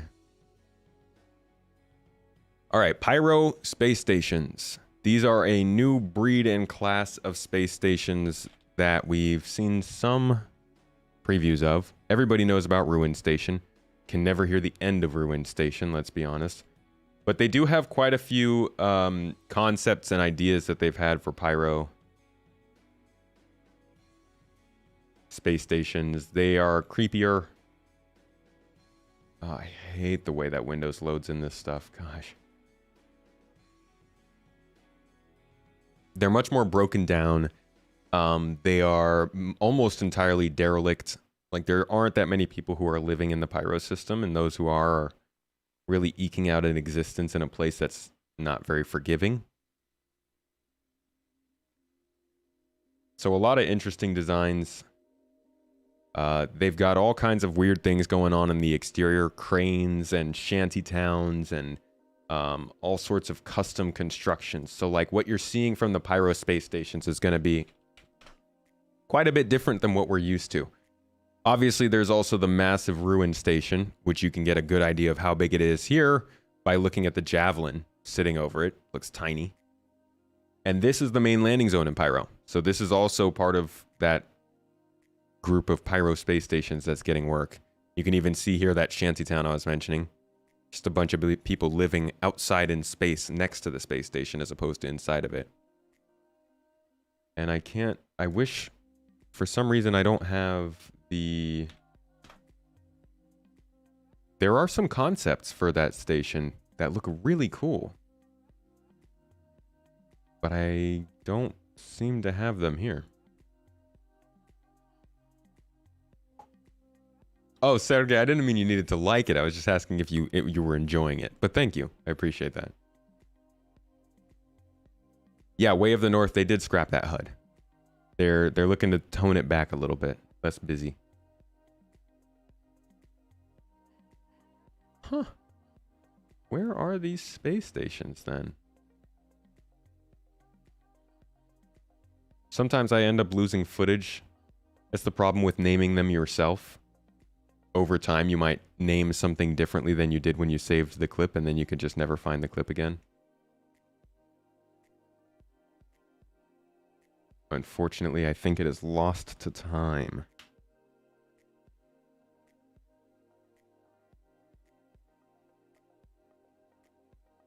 Oh well. That's okay. But yeah, new space stations, adding small rundown rest stop stations to Pyro, which provide basic services and use limited interiors. The hope is that by the time we get these space stations, the reputation system will be updated so that we actually can go to a space station because we're friends with the people there, not just because it's there. Because as of right now, you can just go anywhere you want and people will attack you regardless of what your reputation or what you do in game is. But what it should be is that you can go into this system, and if you're friends with the gang that owns the space station, they're going to let you land there and refuel. If you're not, you might have to find other services. You just finished the tutorial in game. You'd like to head to that station. What should you do first? You signed up to Discord, but how do you join some new player guides? Oh man. So right off the bat, on our Discord, we have a channel called New Player Zone. And if you, during the onboarding in our Discord, you click that you were a new player, you'd get access to that. If you didn't, just look up top at the channels and roles channel and select the New Player Zone channel. Go in there and then type in @guide. And that will ping everybody in the server who wants to help you learn the game. There are going to be plenty of people who are willing to help you get started. If you join our org, we'd be happy to take you out on some events and activities and missions. If you want to go to the space station up above, though, and you haven't already, a tutorial should have taken you there. But if you haven't already, use quantum travel to get up there.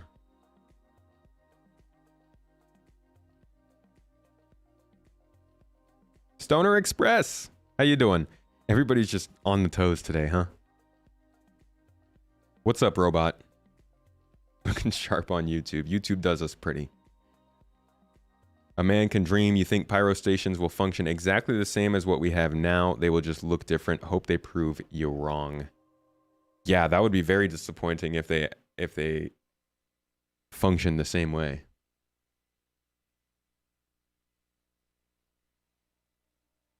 It would be cool if the gangs double-crossed you every once in a while. Ah! Rude folks. I guess they are gangs, so, like, sometimes they do that. Do they? Or are they loyal? These loyal gangs? Quantum simulation we kind of looked into with virtual AI, so we'll pass over that. Refinery ships are another big deal. It's actually something that's been in the monthly report as well. They've been talking about refining gameplay. So this is certain ships will have refineries built into them, allowing players to process ore using a completely onboard experience. So this is taking the gameplay that we already have in space stations, which we're doing from these kiosks. Come on. So we use these kiosks to refine the stuff that we want. These obviously work over the course of like a day, 2 days, several days. But these are also space stations with 21,000 capacity, 21,000% capacity. This, I think, will be fundamentally different from how we'll be refining on ships. I don't think we'll be taking this long. I think it will be a more active process. And the first ship that we have that's going to be doing that is the Expanse. This is at least the first one they've introduced. It's actually a smaller ship than I thought it was. This is like a 2-person ship, believe it or not. And basically, you'll be able to take the little mining pods, you can see them right here from the Prospector or the Argo Mole, and attach them to this ship in order to get refined right there in the scene. So once we have refining ships in the game, you will be able to control the mining activities, the combat escort activities, the refining activities, and the cargo hauling activities, all from one place. Once we have refinery ships, we will finally be able to run full-on, multi-discipline missions with huge groups of people. So this is a pretty anticipated feature. We don't know much about it other than that it is being worked on actively, both in the monthly reports and in this progress tracker. We also have the Starfarer refinery. I am not sure what they're doing with that. That could be something else that they're introducing it with, but I'm not as sure how that's going to work because currently it is fuel-based as opposed to commodity and material-based, but they could change that very easily. Just don't really know.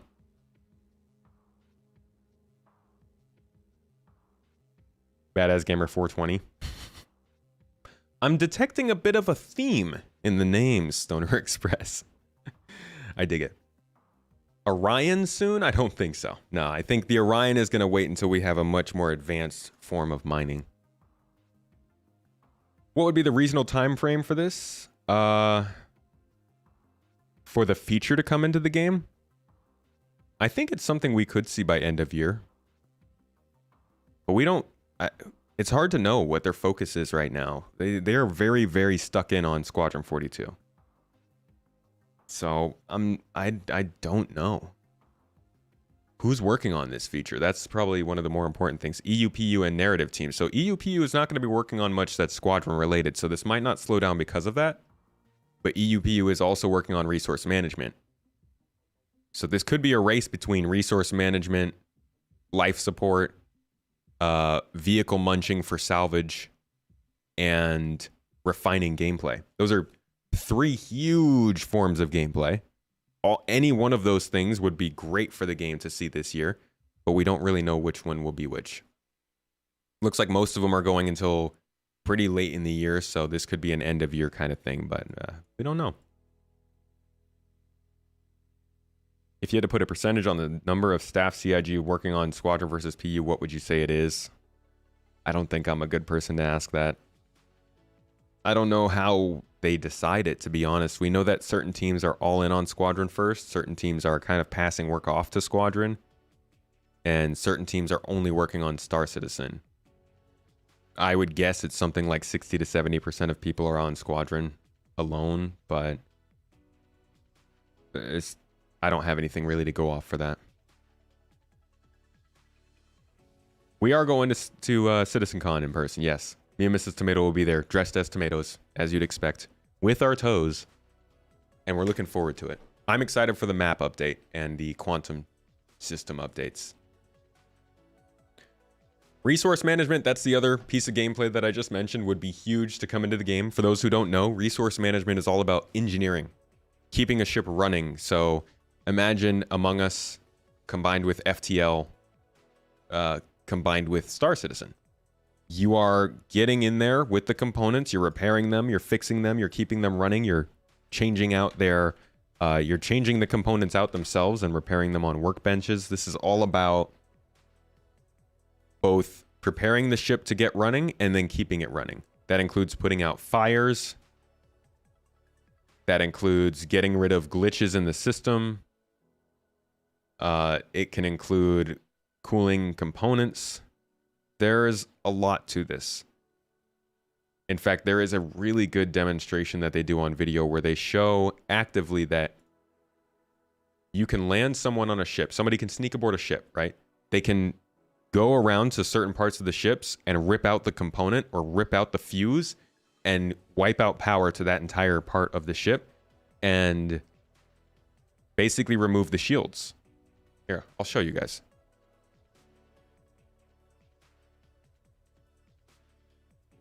Engineering is going to be one of the bigger systems in this game in terms of gameplay. It's something that will affect everybody. It won't be something that everyone needs to obsess over and always focus on, but it is something that everybody will have to pay attention to at some point.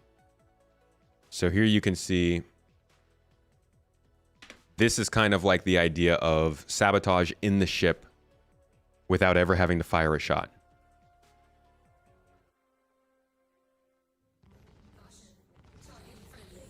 So this is showing that the shields are on, everything's functioning. This person on board rips out a fuse, which removes a branch of power. But these ships are built with redundancy. So like even if you get a fuse removed, you get shot in a certain place that damages your ship so much, you won't die immediately. You won't lose that functionality immediately. But they run over to the other side, they remove this fuse, and boom. That cuts off the entire back section of the ship. So you can see this green line. This is the power that goes from the front of the ship to the back. You pull that, and suddenly the back of the ship goes blue. No more power. Shields are down on that section of the ship. Somebody from the outside can then attack effectively. And that's just one of the scenarios where engineering and resource management might play into the game. But this is also something that'll be applied to bases, to underground facilities, to cities, to building interiors. This is going to be a big mechanic that can be stretched across a lot of the game, and I think add a lot of depth to it.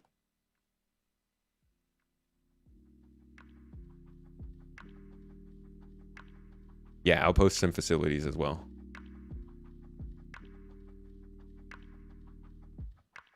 Although it does say on this specific card that it's unlocking engineering station gameplay for ships. They don't say the other things, but eventually the other things will be included. What's up, Tangent?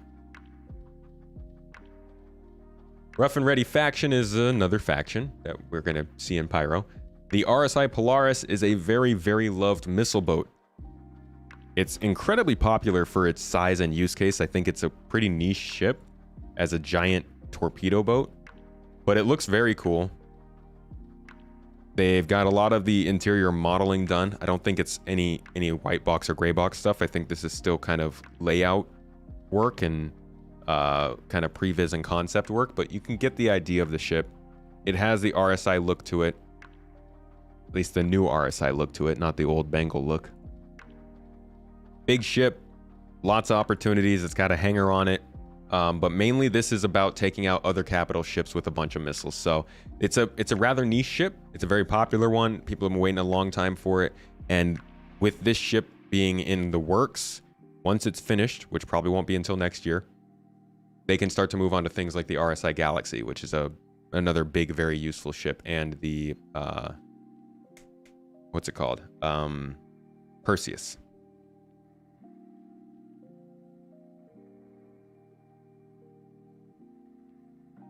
They changed the side turrets so that you can't focus fire them forward. Huh. Interesting. Vehicle munching is the next form of salvage.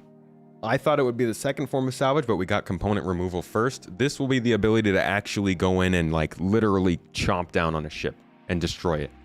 The cool part about this is that every ship has been built with the materials involved in the ship. So if your ship is made of 30% steel, 10% aluminum, and 20% gold, when you go and you chomp that frame and you bring it into your reclaimer and you recycle it and it gets spit out in boxes in the back to be sold, those boxes will be 70% steel or whatever I said, whatever the things are. Gold is the important part, but like ships will actually be recycled into the materials they're made of. So there's a lot that has to go into this on the engineering side. Not something they've really talked about this year. Something they've been working on, so we'll see where it goes.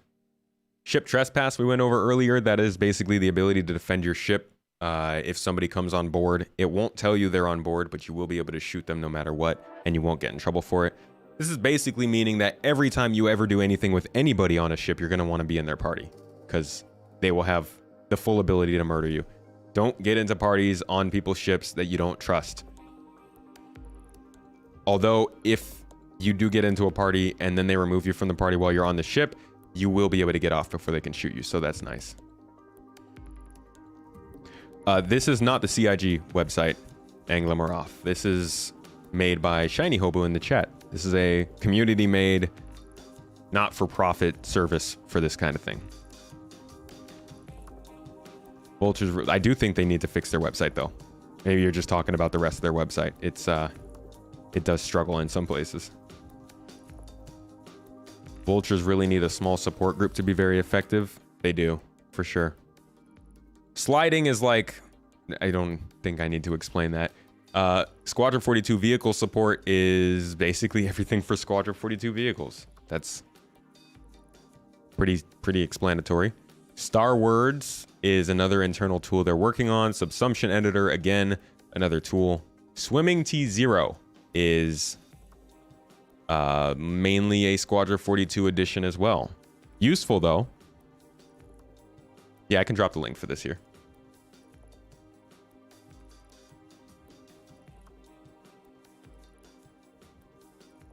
I'm at the CIG one. This one is fine. Oh, okay. I like the design. I just wish the functionality was a little better. Like if you delete something here and you want to type in something, like Bob, it will only take the last 2 letters. It's annoying. Azogard, thank you so much for the sub on Twitch. Appreciate your support. Test runner improvements is providing a standard setup for configuration files, build folder, and data collection. These tasks will improve reporting to allow easier analysis of results, along with continuing work on feature testing support. So more testing resources for them in the background. The Tumbril Storm is the tank that we just started learning about. This is a fast one-person strike vehicle meant to sort of prelude the Nova. Oh, I don't have the clips for this yet. This is one of the newer ones. And it's all right. It is it's a cool little tank. It's got some interesting design choices, but I don't think they'll really matter. They'll figure out ways to balance it. But it's a one-person tank. It's pretty fast. It's the same width as the Nova, so they fit in the same tread markings, and it can carry all your stuff for you in the side there. Components in the back. Probably should have put the person in the back, but they put them in the front instead. And funny enough, there's like, you can see there's like no protection against like a shot. Like it's not going to bounce it up off into the air. It's just going to hit this flat wall and explode. So, you know, sometimes you got to get on their case for design choices. Other times you just got to be like, okay, rule of cool. They're making cool stuff. How much is it really going to matter? For a sim game, it actually is a good question. It's a good point. How much will it matter? And we'll have to test that out and see.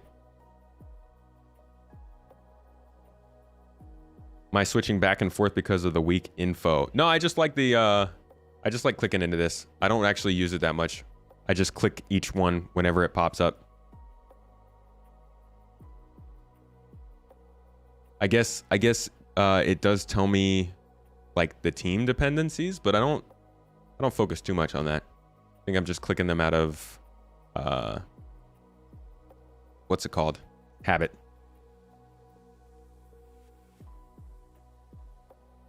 Underground facilities are another big one. That is... Said that about a lot of things today, huh? There's a lot of big things being worked on. These are what I think could connect to those building interiors we talked about that were underground. They're meant to replace the facilities we already have, the UGFs that we all use for these missions, which honestly aren't that great. They're very small. They're super cookie cutter, very predictable. These are much, much larger facilities. They look like places where we're going to focus a lot more on cargo hauling, on industrial gameplay, on doing things in these that are done in other places, rather than just going here for some specific combat mission that only happens here. These feel like a location archetype that they want to exist in all aspects of the game. You can see this through the lobbies having very corporate styling. You can see this in some of the areas being very focused more on kind of industrial backgrounds rather than just... I guess the UGFs we have right now are pretty cargo focused. But you can see that they have a lot of things planned out that could offer more gameplay opportunities. These even go into caves. So like eventually you could be driving into a cave from one of these underground facilities for some kind of a mining mission. And while they were showing off these concept images at CitizenCon, a lot of people were saying, you know, we won't see these for years. They're not going to be able to get these in. Those who have been paying attention, though, have noticed that that's not really the way they act anymore. And we've already got these locations going on in Greybox. They are showing them off in ISC. They are walking around on the inside in these designs. Obviously, nowhere near finished, but much further along than a few years out.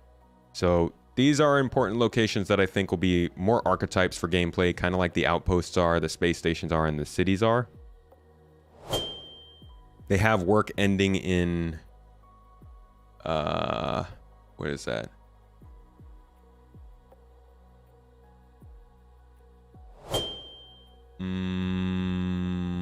Q4? There we go. Oh, I see. You have to scroll down this section, not that okay. So the work is ending in, yeah, September. They have it listed as, but it could be, you know, this could keep going. I think this is the kind of thing that the work will continue even after they've released it because they have different sizes for these. So keep an eye out for them. We'll probably hear more about that in the next few months. Yeah, underground trans between the UGFs and Loreville or other places like that, I think are a good opportunity. Show team labels at the top. This?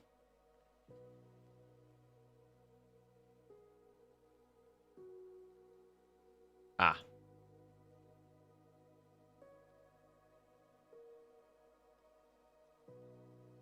All right. Vanduul Fleet is the updated Vanduul ships.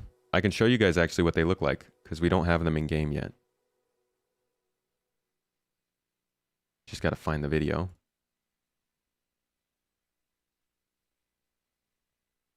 Nope, it's going to be a lot easier to find it here.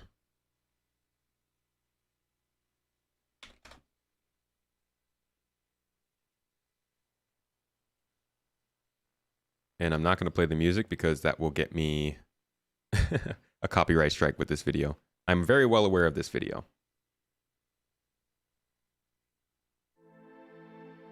So this is the new Vanduul art style. It looks more organic, a little more slimy than spiky, I guess you could say. I really like it. I wish we could get them in game soon. I think it looks really good though. So that's what they're working on when they say things like Vanduul ships, Vanduul fleet.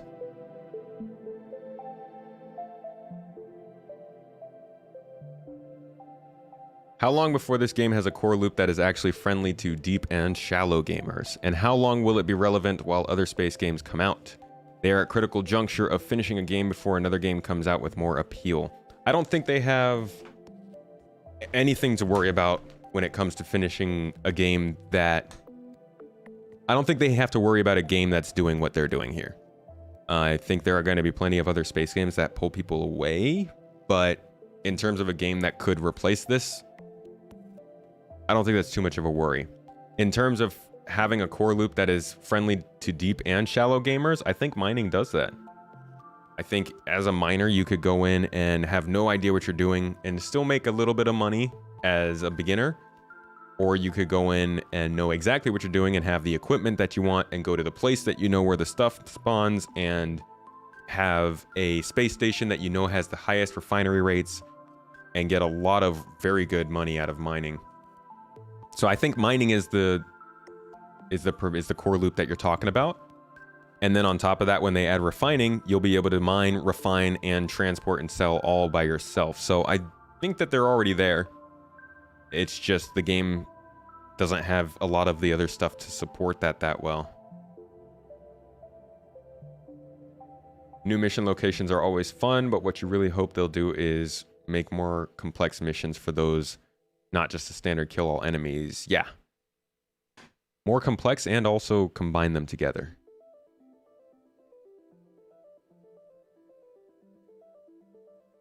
Did medbeds always have an admin to remove upgrades? I'm not sure exactly what you mean.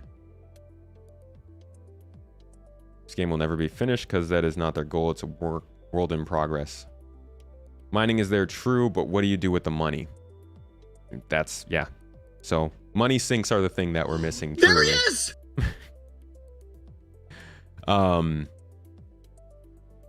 At some point, it'll be your storage costs. So when we have the cargo refactor come in and tell people that they need to start storing all, oh god, brain damage.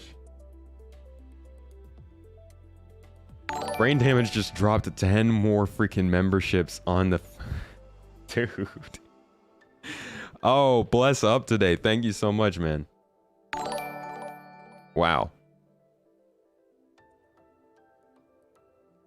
Shout out to brain damage over here giving me brain damage. I don't know what to say. My giveaway site is gaslighting you.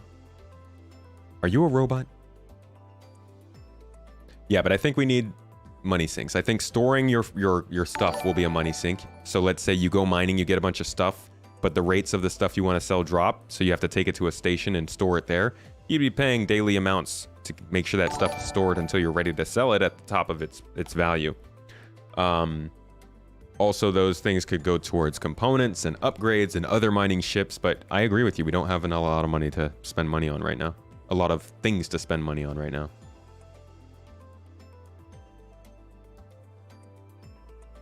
Building bases, having dynamic missions from NPCs, factions, battles. Yeah, that stuff will help. It was very generous. People are very generous. Just wonderful people. Do I think the Hull C, or at least the later hulls, will have the med bay? I don't. Maybe a tier 3. But I don't think they will.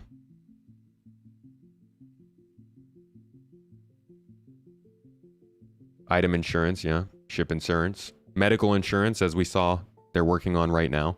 A lot of things. There's a lot of little things that I think could come in that will make you want to keep more money. And ship storage fees, yep. Finally, we have vehicle tractor beams. Weapon misfires and wear is pretty cool. That's pretty self-explanatory, though. These guns will be able to malfunction if you don't take care of them. Wear and tear is a thing. Your ship also will malfunction if you don't take care of it. So it is good to keep in mind that weapons will be able to misfire and wear. And we heard recently that the damage system is going across all props, weapons, vehicles, and things. So I'm sure that physical damage will take effect here. But vehicle tractor beams are a big one. One that we have heard a lot about, but still kind of don't know when it's coming because they didn't put it in the 3.20 update with the cargo, the Hull C.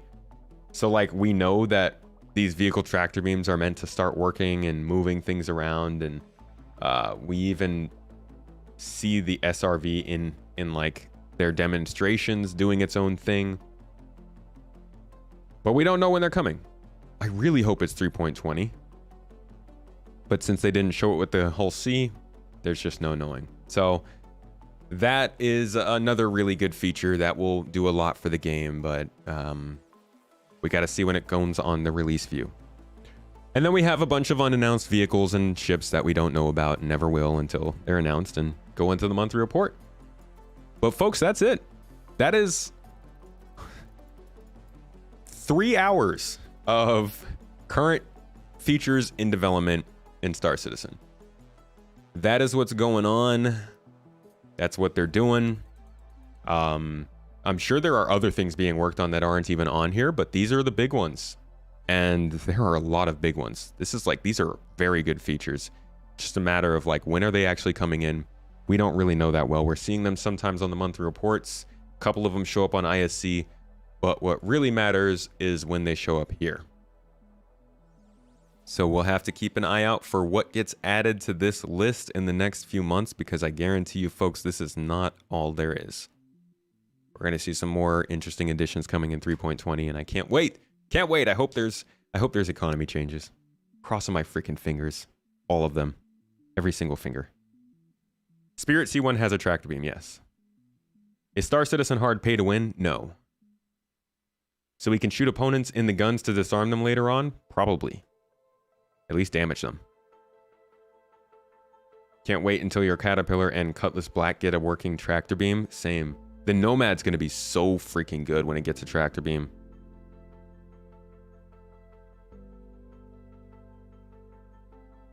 Feel like the Hull C would be the perfect time to add tractor beams. Yeah, agreed. I really hope they do.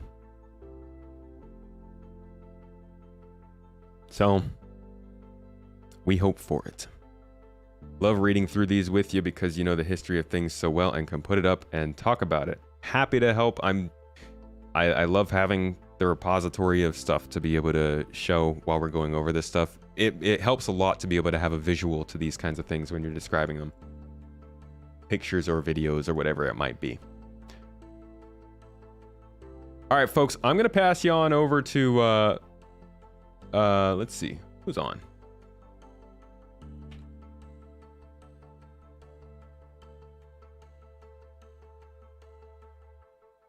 I'm going to pass you on over to Salty Mike. He's almost never on when I'm going off, so I'll take the opportunity to send you all over. It looks like he's actually doing some Starfield look-throughs. Looking at a Starfield interview. So if you're interested in Starfield, stick around. And if you're not, maybe like plug your ears or something. I don't know. On YouTube though, what else do we what can we do over here on YouTube? Is anybody streaming on YouTube? That's always the rough stop. It's like, I want to send people some way, but yeah, nobody is online.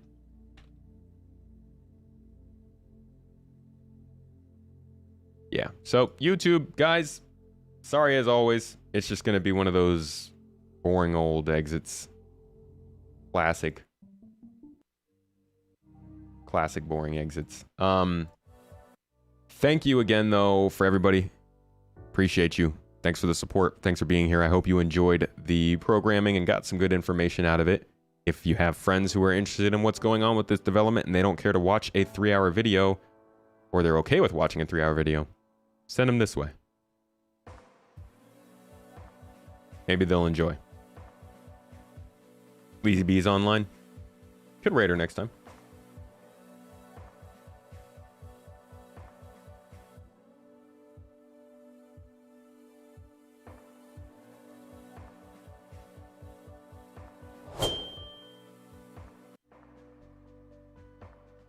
All right, guys, later.